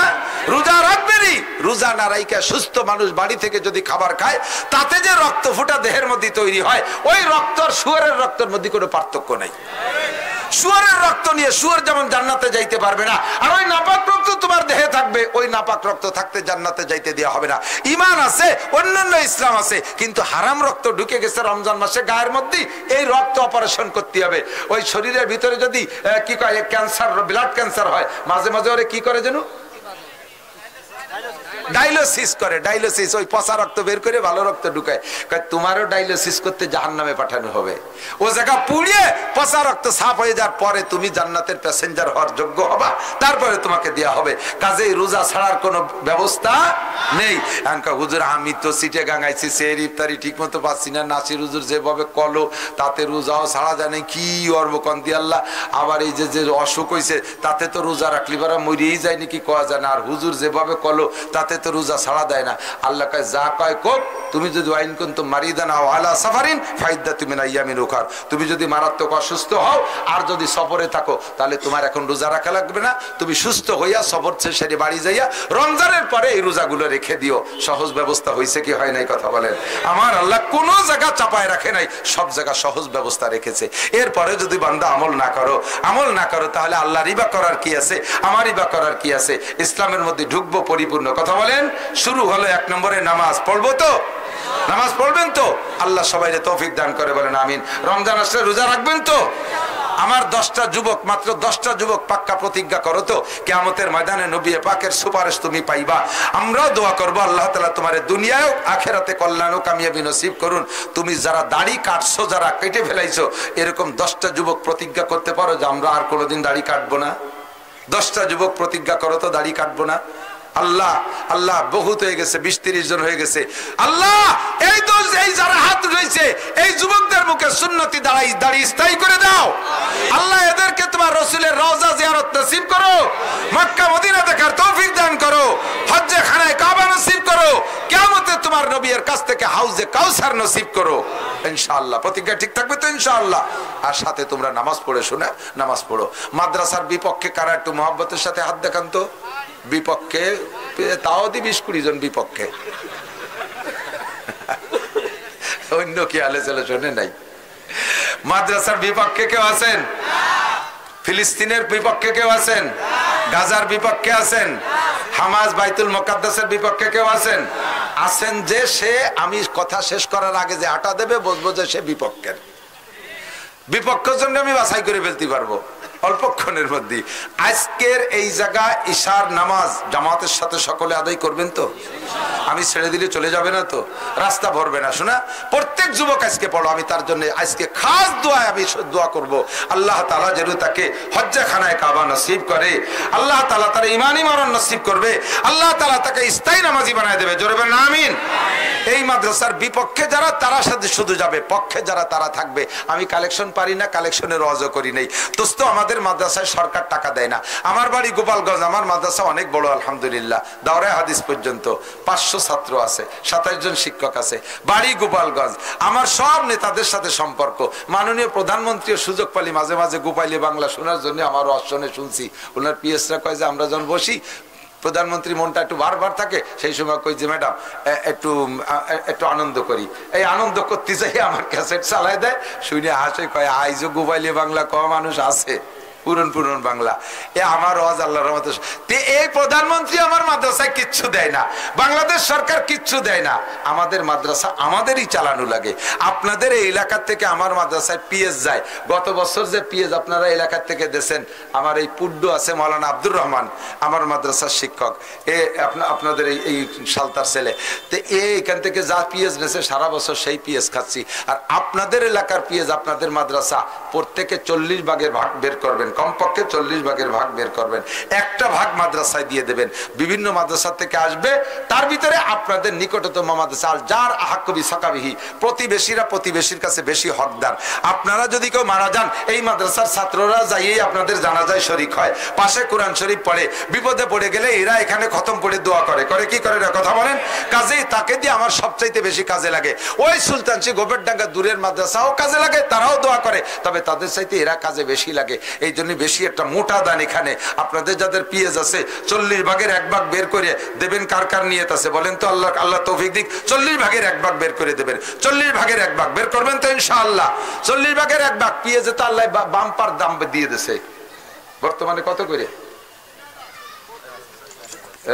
4100 টাকা কেজি। আলহামদুলিল্লাহ, বিশাল বিশাল। আরো পাবেন ইনশাআল্লাহ। জমিনে ফসল আল্লাহ বাড়াই দিক, সবাই বলেন আমিন। শেষে যিনি বয়ান করবেন তার কাছে আপনারা পিএস লেখায় দেবেন। আজকের পকেটে এই মুহূর্তে সবচেয়ে বড় টাকাটা কার কাছে কি আছে? আমার নামাজি ছেলে দুর্গা পূজায় যায় না, নামাজি ছেলে লক্ষ্মী পূজায় যায় না, নামাজি ছেলে কালী পূজায় যায় না, নামাজি ছেলে সরস্বতী পূজায় যায় না, নামাজি ছেলে কখনো উড়াকান্দি যাইতে পারে না। জোরে বলেন ঠিক কি ঠিক না? এ মুসলমান, তোমরা উড়াকান্দি গেলে, হিন্দুদের পূজায় গেলে হিন্দুরা খুশি হয় না। অনেক লোক দেখে তারা খুশি হয় না, তারা বরঞ্চ আতঙ্কিত থাকে। মুসলমান যুবকরা দল ধরে আসছে, আমাদের সুন্দরী মেয়েদের উপরে কোনো হস্তক্ষেপ না করে, আমাদের পূজা পাঠের পর কোনো প্রকার ক্ষতি না চালায়। এই বয়তে তোমাদের সাথে পীড়িত করে ডাকে নিয়ে বাড়ি নিয়ে বসাই, দাদা খাইয়ে যাও কিছু, দাদা একটা নিয়ে যাও, নিয়ে তোমারে বসাইয়া 1 গেলেস জল, এতদিন খাইছো পানি, ওখানে গেলি কয়েক গিলাস, ওখানে গেলেস 1 গেলেস জল, আর তোমারে 3টে কুলুকির ডালা দেছে। নাড়ু নাড়ু মাদ্রাসায় ফুলাবান মাটিতে মুটমুট করে বানায় না? হিন্দু বাড়ি নিয়ে 3টে নাড়ু দেছে, তোমার 1 গেলের জল দেছে, খাইয়ে দিয়ে দাঁত ভরে বিস্কেটি চলিয়ে আইছো। হিন্দু বৌদিকে মতো কলিজা হয় না, মুসলমানরা কিরপন কাঞ্জুস, কিচ্ছু দেয় না, একটু মুড়িও দেয় না। যাওয়ার সাথে সাথে কিভাবে খাতি দিল, তোমারে কি খাতি দেছে হিসেব আছে? সকালবেলা বৌদি পানি খরচ করছে, ভালো ঢিলা কুলুক তো করেই নাই। ওর বাম হাতে ডাইন হাতে যা মাখানোর দরকার মাখাইয়া তাই দেয় নাড়ু বানাইয়া সেই সাই গুতরে খাওয়াইছে। খাইয়া তোর কলম চলে গেছে।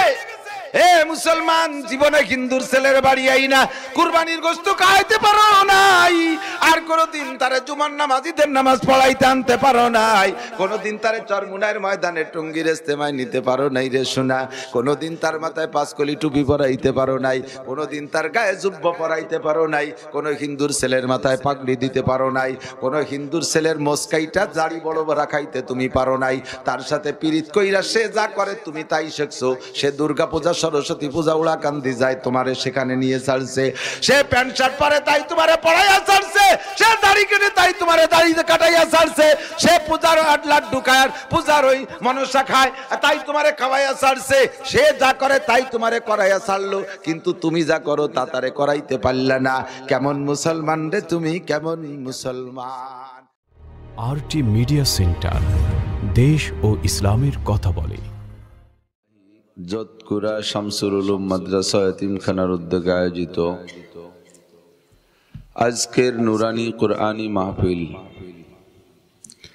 মাহফিলের সম্মানিত সভাপতি মাদ্রাসার মোহতামিম সাহেব হুজুর, দাওয়াতি উলামায়ে কেরাম, অন্যান্য এলাকার উলামায়ে কেরাম, বিভিন্ন মসজিদ থেকে এসেছেন আইম্মায়ে মাসাজিদ, মাদ্রাসার আজিজাম তোলাবা, প্রাণপ্রিয় আমার দেশবাসী, একান্ত গোপালগঞ্জবাসী, পর্দার আড়ালে বসে থাকা মা ও বোনেরা, আল্লাহ পাক রব্বুল আলামিনের অসংখ্য নিয়ামতের অসংখ্য শুকর। আজকে এই কনকনে শীত উপেক্ষা করে জাহান্নামের আগুন ও জাহান্নামের কঠিন ঠান্ডার ভয়ে আল্লাহ পাক আমাদেরকে কিছু হিদায়তি কথা বলা শোনার জন্য অন্যদের চেয়ে আগে আগে আসার বসার তৌফিক দিয়েছেন। শুকর আদায় করি আলহামদুলিল্লাহ। বয়ান করাও শোনা আল্লাহ পাক রব্বুল আলামিনের অর্ডার। নবী পাক সাল্লাল্লাহু আলাইহি ওয়াসাল্লামকে আল্লাহ বলেছেন, ইয়া আইয়ুহার রাসূলু বাল্লিগ, হে রাসূল তুমি উম্মতের কাছে কথা পৌঁছিয়ে দাও, তাবলীগ করো। কথা মানুষের কাছে পৌঁছাতে গেলেই তো বয়ান করা লাগবে, কথা বলা লাগবে। তো নবী পাক সাল্লাল্লাহু আলাইহি ওয়াসাল্লাম আল্লাহ পাকের নির্দেশ অনুযায়ী বয়ান করেছেন 23 বছর। নবুয়তি হায়াত এবং টোটাল হায়াতের শেষ প্রান্তে গিয়ে হুজুর মক্কায়, মদিনা থেকে মক্কায় হজের উদ্দেশ্যে গিয়েছেন। সর্বকালে হজের 9 তারিখ আরাফাতের ময়দান থেকে কার্যক্রম শুরু হয়। আমার নবীও 9 তারিখ আরাফাতের ময়দানে 1,24,000 বা কিছু বেশ কম সাহাবায়ে কেরামদেরকে নিয়ে, বর্তমানে আরাফাতের ময়দানে যেখানে মসজিদে নামিরা অবস্থিত, ওখানে হুজুর দাঁড়িয়ে সাহাবায়ে কেরামদেরকে সামনে করে নিয়ে খুতবা দিচ্ছিলেন আসরের পরে মাগরিবের আগ পর্যন্ত। খুতবার শেষ দিকে গিয়ে আল্লাহ পাক রব্বুল আলামিন নবী পাককে বললেন, আল ইয়াউমা আকমালতু লাকুম দীনাকুম ওয়া আতমামতু আলাইকুম নি'মাতি ওয়া রাদিতু লাকুমুল ইসলাম দীনা। আজকের দিনে তোমাদের জন্য দ্বীনকে আমি পূর্ণ করে দিয়েছি। হে উম্মতে মুহাম্মাদি, তোমাদের জন্য আমার পক্ষ থেকে যে নিয়ামত ছিল তাও আমি পূর্ণ করে দিয়েছি। আর দুনিয়ায় বহু ধর্মাবলম্বী তোমরা দেখবে, সকল ধর্ম আমার কাছে, কোন ধর্ম আমার কাছে গ্রহণযোগ্য নয়, একমাত্র ইসলামই আমার প্রিয় ধর্ম। ওয়ারাদিতু লাকুমুল ইসলাম দীনা, দিন হিসেবে তোমাদের ইসলামকে আমি পছন্দ করে নিলাম। একটু সুবহানাল্লাহ, একটু আলহামদুলিল্লাহ। এরপরে নবী পাক সাল্লাল্লাহু আলাইহি সাল্লাম সাহাবায়ে কিরামদেরকে উদ্দেশ্য করে বললেন, আল্লাহ পাক আমাকে উম্মতের কাছে ঈমানি দাওয়াত, ইসলামী দাওয়াত দেওয়ার যে অর্ডার করেছিলেন, আমি কি তা তোমাদের কাছে যথাযথ পালন করতে সক্ষম হয়েছি, পৌঁছাইতে সক্ষম হয়েছি? আলা হাল বাল্লাগতু, আমাকে যে তাবলীগের দায়িত্ব দিয়েছেন আল্লাহ, তাকে আমি সঠিকভাবে পৌঁছাইছি তোমাদের কাছে? ক্বালু বালা, সাহাবায়ে কিরাম বললেন, হুজুর জি, একেবারে পুঙ্খানুপুঙ্খ পরিপূর্ণভাবে আপনি আমাদের কাছে সব কিছু পৌঁছে দিয়েছেন, একটুও বাকি রাখেন নাই। নবী পাক সাহাবায়ে কিরামদের এই কথার উপরে আল্লাহকে সাক্ষী রাখতেছেন। কেন? আল্লাহ পাক বলেছেন, ফাইল্লাম তাফআলু ফামা বাল্লাগতা রিসালাতা, যদি তুমি আমার দেওয়া দায়িত্ব উম্মতের কাছে সঠিকভাবে পৌঁছাইতে ত্রুটি করো, তাহলে কিয়ামতে কাঠগড়ায় দাঁড়িয়ে তোমাকেও জবাব দেওয়া লাগবে, আমার কাছে প্রমাণ দেওয়া লাগবে, কেন তুমি বলা লাগবে কেন তুমি সঠিক কথা উম্মতের কাছে পৌঁছাও নাই, জবাব দেওয়া লাগবে। তো কিয়ামতে যাতে জবাব দেওয়া না লাগে এজন্য সাহাবায়ে কিরামদের কাছ থেকে হুজুর আগে স্বীকৃতি নিয়ে নিলেন, আমি কি তোমাদের কাছে সঠিকভাবে পৌঁছাইছি? সাহাবায়ে কিরাম যখন বললেন জি, নবী এবার আল্লাহকে বললেন আল্লাহুম্মা শাহাদ, আল্লাহুম্মা শাহাদ, 3 বার বলেছেন আল্লাহুম্মা শাহাদ। আল্লাহ তুমি সাক্ষী থাকো, তুমি সাক্ষী থাকো, দেখো আমাকে যাদের কাছে নবী হিসেবে পাঠিয়েছো সব কথা পৌঁছানোর জন্য আমি পৌঁছিয়েছি, তা তারা স্বীকার করলো, তুমি সাক্ষী থাকো। আল্লাহু আকবার। এবার নবী বলতেছেন ফাল্যুবাল্লিগুশ শাহিদুল গায়েব, তোমরা যারা আমার সামনে আছো 23 বছর, কেউ 10, কেউ 5, কেউ 2, কেউ 3, এমন করে যে যতটা সময় আমার সাথে পেয়েছো আমার নবুয়তি জীবনে, আমার থেকে যা কথা তোমরা শিখেছো, যারা আমাকে দেখে না এবং দেখবে না তাদের কাছে তোমরা এই কথাগুলো পৌঁছিয়ে দাও। বাল্লিগো, পৌঁছাও, আন্নি ওয়ালাউ আয়া, আমার একটা কথাও যদি জানো তাদের কাছে পৌঁছিয়ে দাও। যে সকল সাহাবায়ে কিরাম সেখানে উপস্থিত ছিলেন তারা কেউ মূর্খ ছিলেন না, অশিক্ষিত ছিলেন না, নবী পাকের কাছ থেকে কোরআন হাদিসের পরিপূর্ণ জ্ঞানী ছিলেন। কথা বলুন ঠিক না? সাহাবায়ে কিরাম বললেন ইয়া রাসূলুল্লাহ, নবুয়তির দরজা আপনি পর্যন্ত শেষ, আপনি চলে যাওয়ার পর আর নবী আসবেন না। ডাক্তার, ইঞ্জিনিয়ার, বিজ্ঞানী, পণ্ডিত, মাস্টার, প্রফেসর, শিল্পপতি, রাষ্ট্রপতি, এমপি, মন্ত্রী এদের বাদ দিয়ে আপনি এই না খাওয়া মৌলবীকে বড় দায়িত্ব দিলেন কেন?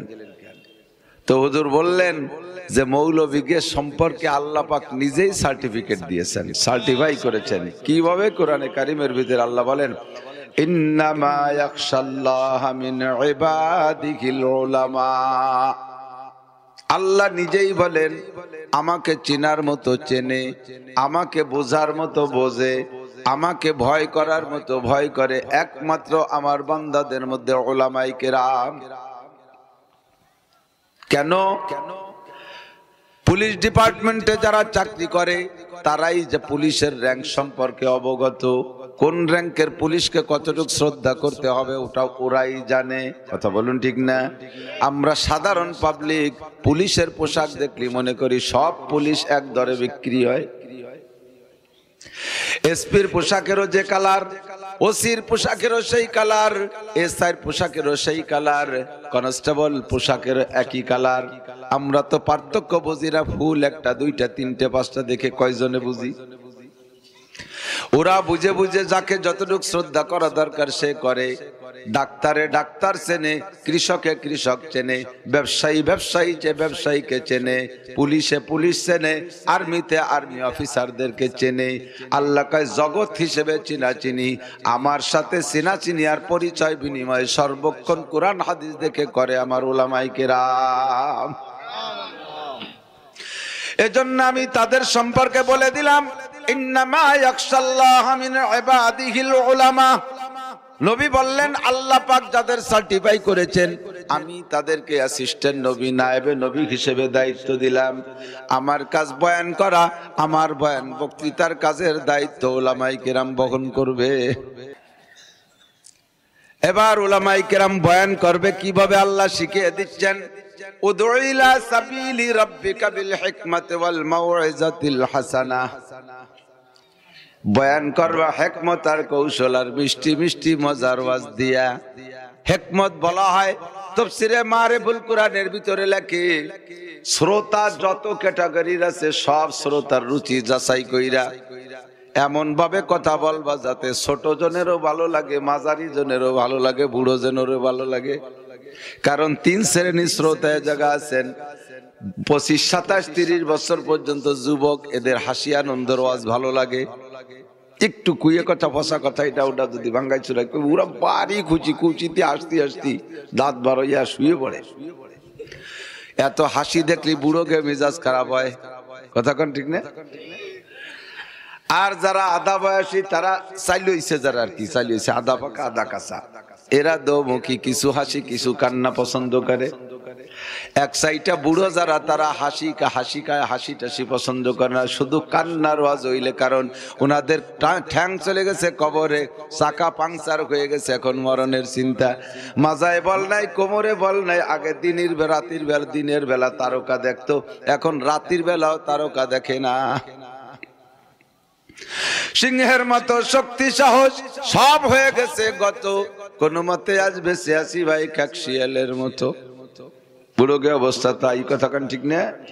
এই জন্য ওরা হাসি তামাশা তাল ভঙ্গি কুয়ারা পছন্দ করে না, কিন্তু এই ক্লাসের কান্নাকাটি পছন্দ করা শ্রোতা মাত্র দেখতেছি হাতে গোনা 10-15 জন। এজন্য ইমাম হাদিসের ভিতরে লেখে, আল্লাহর পাক রব্বুল আলামিন কোরআনে কারীমের ভিতরে বলে, সব শ্রেণীর শ্রোতার রুচি যাচাই করে সকলের পক্ষে কিছু বলবা, অবশেষে এমন কিছু হাতে দিয়ে দিবা যা সকলে কিছু নিয়ে বাড়ি যাইতে পারে। ঠিক না? বসায় রাখবা সবাই রে, কেউ যেন খালি হাতে বাড়ি না যায়, প্রত্যেকের চাহিদা অনুযায়ী কিছু দিবা। এক মজলিসে খাইতে বসছি, কেউ কয় যে আমার ডায়াবেটিস, রাতের বেলা ভাত খাই না, তাহলে ওরে রুটি দিতে হবে, ঠিক না? আর একজনকে আমার গ্যাসের সমস্যা, নরম ভাত ছাড়া খাতে পারি না, তার একটু নরম ভাত। আর একজনকে আমি ঝরঝরি ছাড়া খাতে পারি না, তার একটু ঝরঝরি ভাত। তো যে যা খায় তারে সেইভাবে কিছু দেওয়া, এইটা হলো বক্তাদের দায়িত্ব। এবার শ্রোতাদের দায়িত্ব কি? আল্লাহ বলেন, ওয়াইদা কুরি আল কুরআনু ফাসতামিউ লাহু ওয়া আনসিতু লাআল্লাকুম তুরহামুন। যখন তোমাদের সামনে কোরআনে কারীম তেলাওয়াত করা হয়, কোরআনের বয়ান আর ওয়াজ ও নসিহত আর তাফসীর করা হয়, তখন ফাসতামিউ, অন্তরের কান দিয়ে শুনবা। শুধু ভাসমান কান দিয়ে, চামড়ার কান দিয়ে শুনবা না। ভাসমান কান, চামড়ার কান দিয়ে হাজার হাজার কথা শোনা যায়, ওই কথা যদি অন্তর দিয়ে খেয়াল না করে ওই কথা মনে থাকে না। রামদের বাজারে যান, হাজার হাজার মানুষের লক্ষ লক্ষ কথা শোনেন, তা কি মনে থাকে নাকি? দোকানদারের সাথে কথা যেটা কেনা বেচা উপলক্ষে বলেন, ওই কথাটাই মনে থাকে, কারণ ওইটা বলেন হলো অন্তরের কান দিয়ে শোনাশুনির জন্য, ঠিক কিনা? এজন্য আল্লাহ বলেন ফাসতাবিউ, অন্তরের কান দিয়ে শুনবা। ফাসতামিউ লাহু, এমত অবস্থায় যে তুমি মুখ রে বন্ধ কর। আমার দিক, অন্তরের কান দিয়ে শুনতে গেলে কি লাগবে? কয় মুখ রে বন্ধ রাখতে হবে, নইলে অন্তরের কান কথার ভিতরে ঢোকে না। ও আনসিতু হালিয়া বলে আরবিতে। এমত অবস্থায় যে তুমি মুখরে বন্ধ রাখবা। কিসের থেকে বন্ধ রাখবা? 1 নম্বরে কথা কইতে পারবা না ওয়াজের মধ্যে, 2 নম্বরে বাদাম খাতি পারবা না, সানাসুর বুট বাজা, পানে জাগর কাটতে পারবা না, মোবাইল বন্ধ রাখবা, সব কিছু থেকে মুখরে বন্ধ রাখবা। এই কথার পর যদি আমল করো, আল্লাহ কয় লাআল্লাকুম তুরহামুন, অবশ্যই তোমাদের উপরে রহমত নাজিল করা হবে। আল্লাহর রহমতে জায়গা থেকে পাওয়া মানে হিদায়াতের মালা গলায় নিয়ে বাড়ি যাওয়া। এ যুবক সোনা লক্ষ্মী, মনে রাখবা, এত বড় শীতকাল, কঠিন কনকনে শীত, মাথা আর কান রে ঘিরে রাখলে শীত একটু কম লাগে। এই মাথা আর কান রে ঘিরার জন্য কি তোমার বাড়ি একটা টুপি নাই? জারি যাত্রা, করসা, গাজীর গান, গুণযাত্রা, উড়াকান্দির মেলা, এসব জায়গা যাইতে টুপি লাগে না, পাগড়ি লাগে না। নামাজ পড়তে টুপি লাগে, পাগড়ি লাগে। প্রত্যেক পরিবেশের নিয়ম কানুন আলাদা। সিনেমা দেখতে গেলে টুপি লাগে না, পাগড়ি লাগে না, বরং তো পরা থাকলে খুলে তুই যেতে হয়, ঠিক না? এগুলো খুলে রেখে যেতে হয়। হজের ময়দানে আসতে গেলে একটা টুপি মাথায় দিয়ে আসলে ভালো দেখা যায়। মাথায় যদি টুপি থাকে, একটা ময়দানে সব মানুষের মাথায় টুপি থাকলে আকাশ থেকে ফেরেশতারা এই ময়দানটাকে দেখে যেন তারকা জ্বলতেছে। আল্লাহ ডাইকে জিজ্ঞেস করে, ফেরেশতারা কি দেখো দিক তাকায়া? কয় রব্বুল আলামিন যৎকুরোর মাঠে তারকা দেখা যাচ্ছে, এক জায়গায় অনেক ঘন ঘন গ্যালাক্সির মতো তারকা। ঘটনা কি? আল্লাহ কয় যাইয়ে দেখো ঘটনা কি। এসে দেখে হাজার হাজার মানুষ, তারা কোরআন হাদিসের বয়ান শোনে, জান্নাতের আশায় জাহান্নামের ভয়ে। কথা বলেন ঠিক কি ঠিক না? আল্লাহ পাক জিজ্ঞেস করে, ওরা কি বলে, কি শোনে? কয় উলামায়ে কিরাম জান্নাতের প্রলোভন দিচ্ছে আর জাহান্নামের ভয় দেখাচ্ছে। তোমার বান্দারা জান্নাত চায় আর জাহান্নাম চায়। আল্লাহ পাক বলেন, ফেরেশতারা সাক্ষী থাকো, আমি আমার ওই তারকাগুলোর জন্য জান্নাত বরাদ্দ করে দিলাম, জাহান্নাম থেকে তাদের নাম কাইটা দিলাম। আজকে যদিও ভুল হয়েছে, আগামীতে এলাকায় আরো মাহফিল হবে, সিজন মাত্র শুরু।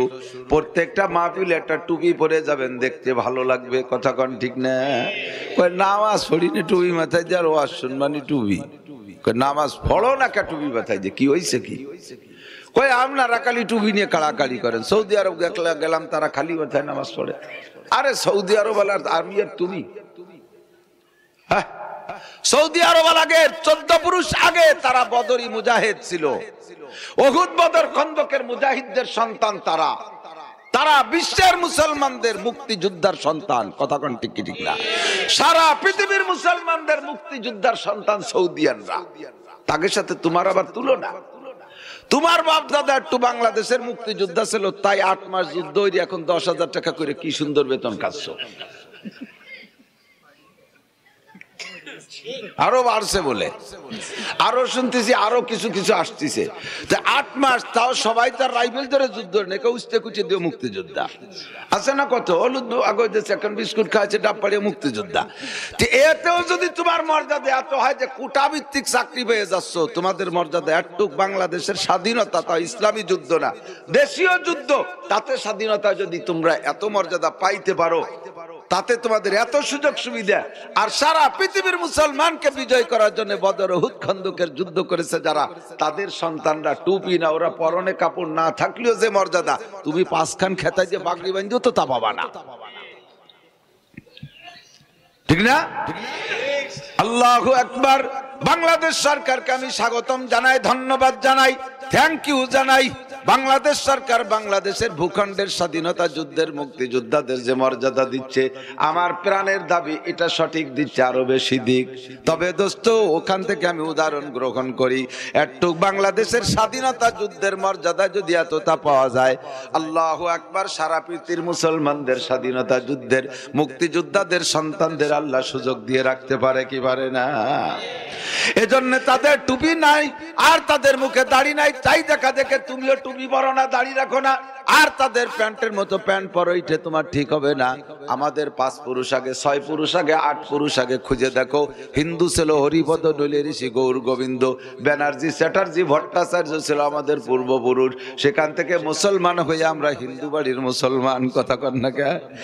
যার কারণে আমাদের ভিতরে হিন্দুদের কালচার এখনো কিছু কিছু পাওয়া যায়।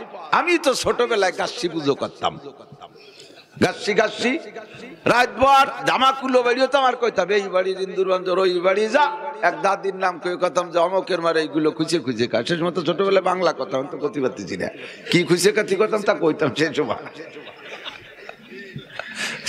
ছিল না কন? রাতের বেলা কুলি পিঠে বানায় চালন কুলো পরে চালের পর তুই তো শয়তান এবারে পেশাব করতো, আর বাদুর আর সাইন্সে পেশাব করে দিয়ে যেত। হাটেতে গরু কিনে এনে মেয়ের কুটির সাথে বাঁধিয়া কাঁচার বদনায় পানি নিয়ে গরুর পাও ধোয়া দিতে হবে, অজু বানায় দিতে হবে, গোলাইতে শূন্য দাম দামায় এনে খাইতে দিতে হবে। গরুতে যদি চটাচট খায় তাহলে বোঝা যাবে সুলভ কইলে, আর যদি খাইতে যে গাল চাবায় মুড়ামুড়ি হরে তাহলে বোঝা যাবে দণ্ড কহাইলে। গরু ভরি কি কর, মুরব্বীরা কথা কর না কেন? এরকম ছিল না? এগুলো সব হিন্দু আনি রসম। রাতের বেলা ঘর ঝাড়ু দিয়ে ফেলাইস না, কয় লক্ষ্মী বেজার হবে না, কয় না এখনো কয়, রাতের বেলা ঘর ঝাড়ু দিয়ে বাইরে বেলা লক্ষ্মী বেজার হবে। এ লক্ষ্মী কি মুসলমানদের না হিন্দুকে? মুসলমান আজও লক্ষ্মী পূজা করো, বোঝা যায় তোমার 5 পুরুষ আগে লক্ষ্মী পূজা ছিল, ধারাবাহিক এখনো তার অংশ চলে আসছে। লক্ষ্মী বেজার হবে কর সঙ্গে সঙ্গে, তুমি যদি তাহাজ্জুদ পড়ে বসে থাকো, সঙ্গে সঙ্গে তুমি মুশরিক বেঈমান হইয়া গেছো। বরঞ্চ লক্ষ্মী যদি বেজার হয় তাতে খুশি হয় কে? কথা কয় না? এই তোমাকে আমার দিকে তোকে মারি আটকে গেছে নাকি, তুই ক্ষতি করিস না, বুড়োরা না চুপ করে থাকবে। লক্ষ্মী বেজার হইলে খুশি হয় কে? তাহলে লক্ষ্মীরে বেজার করে আল্লাহরে খুশি করার জন্য রাতের বেলা ঘর ঝাড়ু দিয়ে বাইরে ফেলাতে হবে, ঠিক কি ঠিক না? রাতের বেলা আইটি বানি বাইরে ফেলাইতে লক্ষ্মী বেজার হয়। স্যান্ডেল বাইতে মাছায় উঠিস না, লক্ষ্মী বেজার হয়। এ ভাতের আড়ি অত জোরে খাইস না, গরুতে শুনলি লক্ষ্মী বেজার হয়। গরুতি বলে আড়ি খা শুনলি বলে লক্ষ্মী বেজারা। এই সব লক্ষ্মী মক্কি সব আমাদের ভিতরে হিন্দুদের থেকে আসছে, কারণ আমাদের 5 পুরুষ আগে ছিল হিন্দু। ও দোস্ত রে, আল্লাহর রহমতে সৌদিয়ানদের 14 পুরুষ আগে। মক্কা মদিনায় কুরাইশি মক্কি মাদানি হাশেমি মুত্তালিবি है, दिल मेरा तस्कीर किया एक अरबी ने, মক্কি মাদানি হাশেমি মুত্তালিবি ने। আল্লাহ, তাদের পূর্বপুরুষ মক্কি মাদানি হাশেমি মুত্তালিবি ছিল, ঠিক কি ঠিক না? সুতরাং তাদের সাথে তোমরা ধাক্কা লাগাইও না, টিকতে পারবা না। বড় জাহাজের সাথে যদি ডিঙ্গি নৌকায় ধাক্কা লাগে, আমি টানতেছি, আমি টানতেছি, আপনি রাতভর সিলেলি যান আসবে, আমি এক কথায় বেশি আসবে। আমার হলো সহজ বুদ্ধি, সারা বাংলাদেশ ভরে এই শৈশে বেড়াই, তাহলে একটা বুদ্ধি থাকতে হবে না? আমি বলা ছাড়া যদি আগায় বসেন, তাহলে 500 বছর আগে জান্নাতে যাবেন না আগানওয়ালাদের সে। আমি বলা ছাড়া যদি বলি 100 বছর লস হয়ে যাবে। আপনি আগে বসেন, একজন প্রথম জনের একটু ঠান্ডা লাগবে, এরপরে তো ভোর থেকে জায়গা ভাষা গরম ওরা আছে, একটু প্রথম জনটা একটু কষ্ট হবে। বুঝতেছি তো ঠান্ডা জায়গা আগে বসবেন না। এই ফজিলাত শুনে আমার মনে চাইছে আমি আগে বসি, কিন্তু আমি আগে বসতে পড়ি যাওয়ারই নিচে আসেন না। আর ইকরামের নিয়তে আসেন যে আমি আগায় বসলে আর এক ভাই বসতে পারবে, তাহলে 10 বছর এতেকাফের সওয়াব পেয়ে যাবেন। সুবহানাল্লাহ। আরে ভাই, রমজান মাসে 10 দিন এতেকাফে বসতে কোনো সুস্থ মানুষ যায়? একেবারে ঘরে শো আথাল কুড়িয়ে যে কটা ভেলাই নিয়ে বাঁকড়াই বুড়ো, সেই কটার এতেকাফে ঘটায়, ঠিক কি ঠিক না? বুড়োরা যে এতেকাফে তো বসতি, ওনাকে বসারও জোর নাই, যাইয়ে শুয়ে পড়ে এতেকাফে। এতেকাফে ইদানিং বসা বসি নাই, এতেকাফে শোয়, ঠিক না? আগে তো আমি যাবো না, তোরা আমার ঠেলে ঠেলে বাটাচ্ছি, তা বিছান বানায় রাখ। ওই বুড়ো এইরকম কয়, আমি যাবো না, ঠেলে বাটাচ্ছি, তা বিছান বানাইতো। কয় যে হা দাদা বিছান বানাইতে হয়েছে। ফুলা মানুষ চাইতেছে বুড়োরে না খেতাতে পারলি শেষ কয়দিন আকাম করে জুত হবে না, এই জন্য বাড়িতে বুড়ো কাটারে ঠেলিয়ে মসজিদ বাটা এতে কাপ। তাও বুড়ো তো যাবে না, ঠেলি টুলি দিছে। বুড়ো যাই এতে কাপে বিছান বানাইছে দরজার দ্বারে, গলার টুক আবার বাইরে রায়। এ ডলি এদিক আয়, এ নান্টু কে রে বেড়াচ্ছিস, একের সাথে গল্প আর এতে কাপ করে। সত্যি না মিথ্যা? আর এই জায়গায় একটু ভাষা করে গেছে আগই বসার সাথে সাথে 10 বছর এতেকাফের সওয়াব। কি সহজ ইনকাম! দুনিয়া বোঝা সহজ, কামাই করা কঠিন। আর আখিরাত বোঝা কঠিন, কামাই করা সহজ, ঠিক না? দুনিয়া বোঝা সহজ। এই তো একটা ডিম ফুটালাম, বাচ্চা হলো, বাচ্চাটা কয়দিন পর মুরগি হলো, মুরগিতে 14টা ডিম দিলো, ফুটে গেল, 14টা ছাও হলো, 14টা ছাও 14টা মুরগি হলো। বেশি একটা ছাগল কিনবো, ছাগলের 4-5টা বাচ্চা হলো। বেশি একটা গাই কিনবো, গাইতে 3-4টি হলো। এই তো বছর 4-5 ভিতরে কোটিপতি, শিল্পপতি। কিন্তু জাতি তোমার ট্যাংরা খুলিয়ে যাবে, ঠিক না? কোমর ছুটিয়ে যাবে ওই পর্যন্ত জাতি। এলো দুনিয়া বুঝতেছি কি সহজে, কিন্তু কামাই করা খবর। 250 টাকা বোঝা সহজ, কিন্তু 8 ঘন্টা মাটি কেটে তারপরে 250 টাকা কামাইয়ারা লাগে, ঠিক না? আর আখেরাত কি কয় নিয়ে কি ওই যে কি হয়, 1000 নেকি দিলে 1 পোয়া নুন দেয় নাকি? 10 রিকাত নামাজ দিলি পরে কেউ একজোড়া স্যান্ডেল দেবে?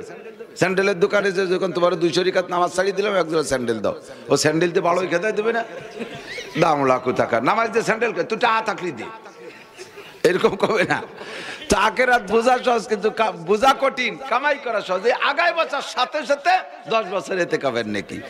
আল্লাহর কিরে একটুও বাকি না, লেখা হয়েই গেছে। ইয়ার আমল নামায় লেখা হয়েই গেছে যারা আগায় বইছেন।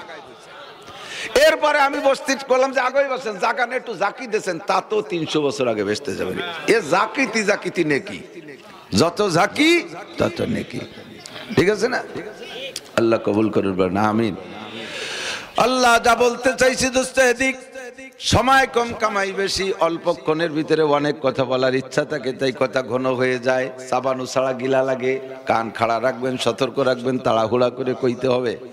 আবার মূল মাহফিল হলো কেকানিয়া মাদ্রাসায়। মাননীয় ধর্মমন্ত্রী এবার হজে নেছে বিনি পয়সায়, 58 জন হুজুর নেছিল, তার মধ্যে আমারও নেছে।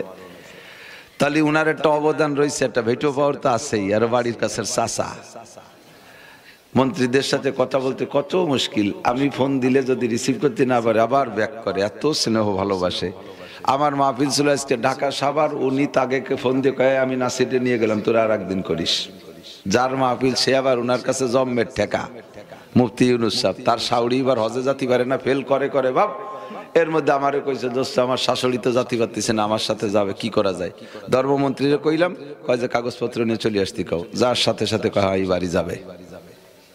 সেই মহিলারে পাঠাই দিয়েছে, তাহলে সেও দুর্বল হয়ে গেছে। উনি কয় ইউনুস সাহেব আমি নাসিরটা একটু আমার মাদ্রাসায় নিয়ে নিলাম। তাহলে সেই মাহফিল হলো ওখানে। আজকে ফাঁকে মাদ্রাসার হুজুররা কইলে একটু না দিয়ে পারি না, দেশের ভিতরে সময় নাই, কত করব, বছরের দিন হলো 365, আমার মাহফিল লেখা 500-র উপরে। কি আমি ভাই পারবো, স্বাস্থ্যও পারি না, স্যাসিস দুর্বল, দৌড়ি ছাড়তে পারি না, হাঁপায় যাই, খাতি পারি না। কি দিয়ে লাগছে এখন আর খাবো যে রাতে একটাই, পেটের নাড়িও হজম হয়ে যায় কি দিয়ে ঠেলায়। শিয়েলো দৌড়ই পারে না, এত দৌড়ে রাতবার। তারপরে যতটুকু আসছি আপনাদের কাছে, বেশিক্ষণ অন্য কিছু দিয়ে নষ্ট করব না। আমি একটা বিষয় বলবো যে যত রং তামাশা এতদিন বলি, ভবিষ্যতে বলবো না বলবো, এগুলো হলো সামাজিক কুসংস্কারের মোকাবেলায় কথা বলি। তো কথাগুলো খুব হার্ড কথা, কঠিন কথা বলি, এর অপারেশনমূলক কথা। আর অপারেশন যদি করার সময় মেজাজের সাথে করে তাহলে কিন্তু সুবিধা হয় না। দেখেন যে কোনো অপারেশনের রুগীর সাথে ডাক্তারে কিন্তু খুব খোশ গল্প করে, খুব মিষ্টি ব্যবহার করে।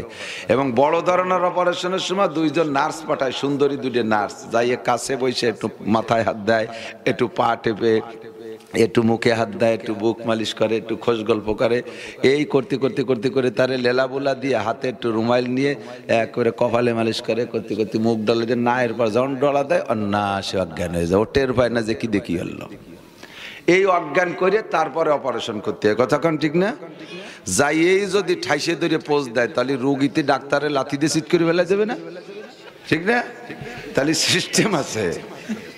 তো ওই সিস্টেম করতে যে কঠিন কথাগুলো একটু রসে কই, যাতে রিয়েকশন করে আমার আবার চেয়ার দিয়ে বড় হয় না বেলায় দেয়। সেই জন্য একটু রস মাখায় কথা বলি। মূলত অপারেশনই করি সব জায়গা, ঠিক না?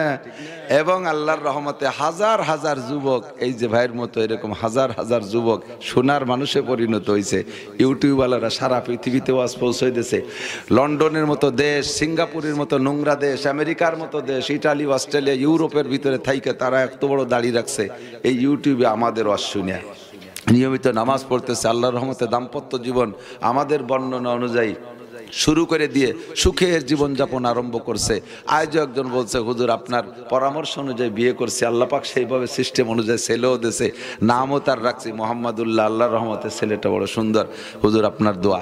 এই যে বরকত পাইতেছে আল্লাহর রহমতে এই বয়ানের মাধ্যমেই তো, কতক্ষণ ঠিক না? এর জন্য এখন এই সব কথা একদিন বলা সম্ভব না। তনহামা সুদাক দাগ পুম্বা কুজা কুজানে হাম এক দিলেমান সদা রেজু দিলবা কুজা কুজানে হাম। সারা গায়ে ক্ষত বিক্ষত, ওসব কোন জায়গা দেবো? এক জায়গা দিতে গেলি কয় যে ডাক্তার উঠা না, ওটা সেইটা বেশি বেকায়দা। সে জায়গা হাত দিতে দেখেন পায়খানা করে দিচ্ছে, কাপড় নষ্ট হয়ে গেছে, একটু সুইজে আসে, এইটাতে ওটা কোনটায় হাত দেবো? কাজে সময় করি কি, তুলো মুঠি নিয়ে ওষুধের মধ্যে ভিজে সারা গায়ে ডলা দিয়ে জিয়ানে যেটুক লাগে। ইদানিং কৌশল জুটছি হলো, আর একটা বুদ্ধি পাইছি, এই মাঝে মধ্যে টিকা দেয়, দেখছেন টিকা পোলা পান্ডে টিকা দেয়, টিকার পয়েন্ট যে বাড়ি, ওই বাড়ির দরজায়, বাড়ির বাইরে দেখবেন একটা হলুদ কাপড় টানায় আছে না, ব্যানার টানায়, ওর ভিতরে একটা গোল বৃত্ত আছে না, বৃত্তের মাঝখানে একটা ছোট বাচ্চার ছবি আছে না, আছে। এই হসপিটালের ভাই বেশি ভালো জানে। এখন এই বৃত্তটার 6 দিক দিয়ে 6টা তীর আছে, দেখবেন 5টা-6টা তীর আছে। এই তীর মানে কি? 6 প্রকার মারাত্মক মরণ ব্যাধি ওই বাচ্চাটার দিকে আক্রমণ করে ছোটবেলা থেকে, ওর দিকে অগ্রসর হচ্ছে। এই 6টা রোগের যে কোনো একটা হইলে এই বাচ্চার আর চিকিৎসা করা সম্ভব না। যদি তারে পোলিও একবার ধরে বসে, সারা দুনিয়ার টাকা পয়সা খরচ করে। আমার বড় ছেলেটা পোলিও আক্রান্ত, আজ 22-23 বছর বিছানায় শুয়ে উঠতেই পারলো না, তারে আক্রান্ত করেই ফেলাইছে। এই মারাত্মক রোগ, 6টা রোগের মোকাবেলা ডাক্তাররা করিয়ে পারবে না। এই জন্য সব মেডিকেল সায়েন্সের বিজ্ঞানীরা বৈশা গবেষণা করে একটা টিকা বানাইছে, যেই টিকাটা দিলে ওই 6 রোগকে ঠেকায়। এক টিকায় 6 রোগ ঠেকায়, কথা বলেন তাই তো? এক টিকায় 6 রোগ ঠেকায়। আল্লাহ পাক বলেন, নাসির তুমি যত রোগের মোকাবেলা করতে আসতেছো, প্রত্যেক ঘরে টেলিভিশন আছে না নাই? আর মহিলারা টেলিভিশনের এমন বক্ত টেলিভিশন দেখতে স্টার জলসা দেখতে ও জায়গা ওর ভিতরে ডুবে গেছে। 2 বছরে 3 বছরে পুলা বাচ্চা পুকুরি যাইয়া মরিয়ে পানি খাইয়ে বেঁচে রয়েছে, তাও আমার হুশ নাই, আছে না নাই? রান্না করে চুলোয় আগুন ধরে গেছে, ঘর পুড়িয়ে গেছে, তবু উনি ভুতুম পেশার মতো চাইয়েই রয়েছে, ঠিক কিনা? টেলিভিশন মরণ ব্যাধি। আল্লাহু আকবার। এত টেলিভিশন আর এত মোবাইল, এগুলোর প্রতিবাদ করতে ঘরে ঘরে বয়ান চলতেছে, কাজ হইতেছে না। জেনা ব্যভিচার চলতেছে, ঠেকাইতে পারতেছি না। মদ গাঁজা ফেনসিডিল হিরোইন চলতেছে, বর্তমানে পানির চাইতে বেশি ব্যবহার। বুড়ো মাত্র কয়জন খালি খায় না, এখন ইদানিং কালের স্কুল কলেজ হাই স্কুল থেকে নিয়ে বিশ্ববিদ্যালয় পর্যন্ত 50%-এর বেশি পোলাপানে ইয়াবা খায়। গাঁজা ইয়াবা হিরোইন ফেনসিডিল খাইতেছে, কি করে ঠেকাবো? কে কোন জায়গা খায়? সরকারও টের পায় না, পুলিশ আর্মি র্যাব কুবরা ইত্যাদি চেষ্টা চালাইতেছে, ঠেকাইতে পারতেছে না। আল্লাহ কয় যত দুর্নীতি আছে সব দুর্নীতিকে তোমরা যে সিস্টেমে চেষ্টা চালাইতেছো এগুলো বন্ধ করতে পারবা না। আমি আল্লাহ পাক একটা টিকা তোমাদের জন্য বরাদ্দ করেছি, ওই টিকাটা লাগাই দিলে সকল প্রকার অপকর্ম থেকে ফিরে আসতে পারবা। আল্লাহ তুমি বলো, সময় কম, তাড়াতাড়ি টিকাটা কি বলে দাও। আল্লাহ কয় টিকাটা হলো ইন্নাস সালাতা তানহা আনিল ফাহশাই ওয়াল মুনকার ওয়ালা যিকরুল্লাহি আকবার। ওই টিকাটার নাম হলো নামাজ। জোরে বলেন কি? যুবক বিরক্ত হইস না, শোনা লোক কি, তুই ভালো হয়ে যা। ভালো হওয়ার জন্য যারা একেবারে পয়সা গেছে, এখন তারা মরণ ব্যাধিতে আক্রান্ত হয়ে গেছে। এখন তারা বুঝতেছে যে নিশায় আছি, এই নিশার জগতে থাকলে আমার মৃত্যু অনিবার্য, অকালে মরণ হয়ে যাবে। এখনো বিবাহ শাদী করলাম না, দাম্পত্যের সুখ শান্তি নিরিবিলি ভাবে নিতে পারলাম না। আল্লাহু আকবার, মনে কত বড় আশা ছিল, সব ধুলায় দূষারিত হয়ে গেল। জীবন তো যে কোনো সময় চলে যায়। পরীক্ষা করে দেখছো তোমার বিভিন্ন প্রকার পার্সপাতি নষ্ট হয়ে গেছে, এখন তুমি ফিরে আসার চেষ্টা করতেছো। ও যুবক, লাইন পাচ্ছ না। প্রত্যেকদিন 10টা-20টা যুবক কমপক্ষে নতুন নতুন করে আমার কাছে ফোন কইরা পদ্ধতি জানতে চাই, হুজুর জীবনটা ধ্বংস করে দিছি, বুঝি নাই, এখন কিভাবে ফিরে আসতে পারি একটু পরামর্শ দেন। বাঁচার চেষ্টা করতেছে দোস্ত, কিন্তু লাইন খুঁজে পাচ্ছে না। আমার আল্লাহ কয় নাসির বলে দাও, কোনো কিছু লাগবে না, একটা মাত্র টিকা লাগাবি, ওই টিকাটার নাম হলো নামাজ। জোরে কান কি? আরো জোরে। আমরা জীবন ভরে বলি, আজও শুনে যুবকরা মনে মনে দুঃখিত হচ্ছে। নাসির হুজুরের কাছে যা শুনি তাকে আজকে তা বাদ দিয়ে ধরল দিয়ে অন্য লাইন। ও দোস্ত, এর ভিতরে সব আছে। তোমার রং তামাশা মন মজা এগুলো বাদ দিয়ে তোমার চরিত্রে গঠন করে এইরকম একটা তদবির জায়গা থেকে নিতে আসবা। ঠিক কিনা? রাজি সবাই? নামাজ, নামাজের দুইটা ফায়দা, টোটাল মিলে দুইটা ফায়দা। একটা ফায়দা দুনিয়ায়, আর একটা ফায়দা দুনিয়ার থেকে যাওয়ার পরে। কথা বলেন? একটা ফায়দা দুনিয়ায়, আর বাকি সব ফায়দা দুনিয়ার থেকে যাওয়ার পরে। টোটাল দুনিয়া এবং আখিরাত যেহেতু দুইটা জগৎ, একটা হলো দুনিয়া আর একটা হলো আখিরাত। দুনিয়ার ফায়দা হলো আল্লাহর নবী বলেন, কি বলা হয়, খামসুস, আল্লাহর নবী বলেন মান হাফাজা আলাস সালাওয়াত, যে ব্যক্তি 5 ওয়াক্ত নামাজকে সুন্দর করে আদায় করবে, ওয়া রুকু সিজদা সুন্দর করে করবে, ওযু তাহারাত পবিত্রতা সঠিকভাবে আদায় করবে, নামাজের সব আহকাম সঠিকভাবে আদায় করবে, খুশু খুজু ইতমিনানের সাথে আদায় করবে, আল্লাহর নবী বলেন আল্লাহ পাক তারে 5টা পুরস্কার দেন। তার ভিতরে 1 নম্বর পুরস্কার হলো, যুবক আমার দিক তাকা, 1 নম্বর পুরস্কার, তোর দুনিয়ায় রুজির অভাব থাকবে না। জোরে কান সুবহানাল্লাহ। যেই রুজির ধান্দায় নামাজ পড়তে পারো না, যেই কাজের ব্যস্ততায় নামাজ পড়তে পারো না, ইদানিং ছোট্ট ছোট্ট পোলা পান্ডা সুন্দর করে গজল গায়, নামাজকে বলো না আমার কাজ আছে, কাজকে বলো আমার নামাজ আছে। কতক্ষণ? নামাজকে বলো না আমার কাজ আছে, কাজকে বলো ও কাজ আমার নামাজ আছে। তুমি এইভাবে নামাজের প্রতি আন্তরিক হইয়া নিয়মতান্ত্রিক যেভাবে নামাজ পড়লে নামাজ হয় ওইভাবে নামাজ পড়ো। আল্লাহর নবী বলেন তোর চাকরির দরকার, হাসিনা খালেদার গোলাবারা চাকরি নাই। বাংলাদেশে যে কয়টা সরকারি ভ্যাকান্সি আছে, যে কয়টা সরকারি ভ্যাকান্সি আছে, সব ভ্যাকান্সি গুলো তো বুক আছে, সব সেক্টরে লোক আছে না নাই? জোরে বলেন আছে। কি বলা হয়, কয়টা ডিস্ট্রিক্ট? 64টা ডিস্ট্রিক্টে 64 জন ডিসি আছে। কোন ডিস্ট্রিক্ট ডিসি ছাড়া আছে? 64টা জেলায় 64টা পুলিশ লাইন আছে, 64 জন এসপি আছে না নাই? যে কয়জন সার্কেল এসপি দরকার তা আছে, যে কয়জন ওসি দরকার তা আছে, যে কয়জন দারোগা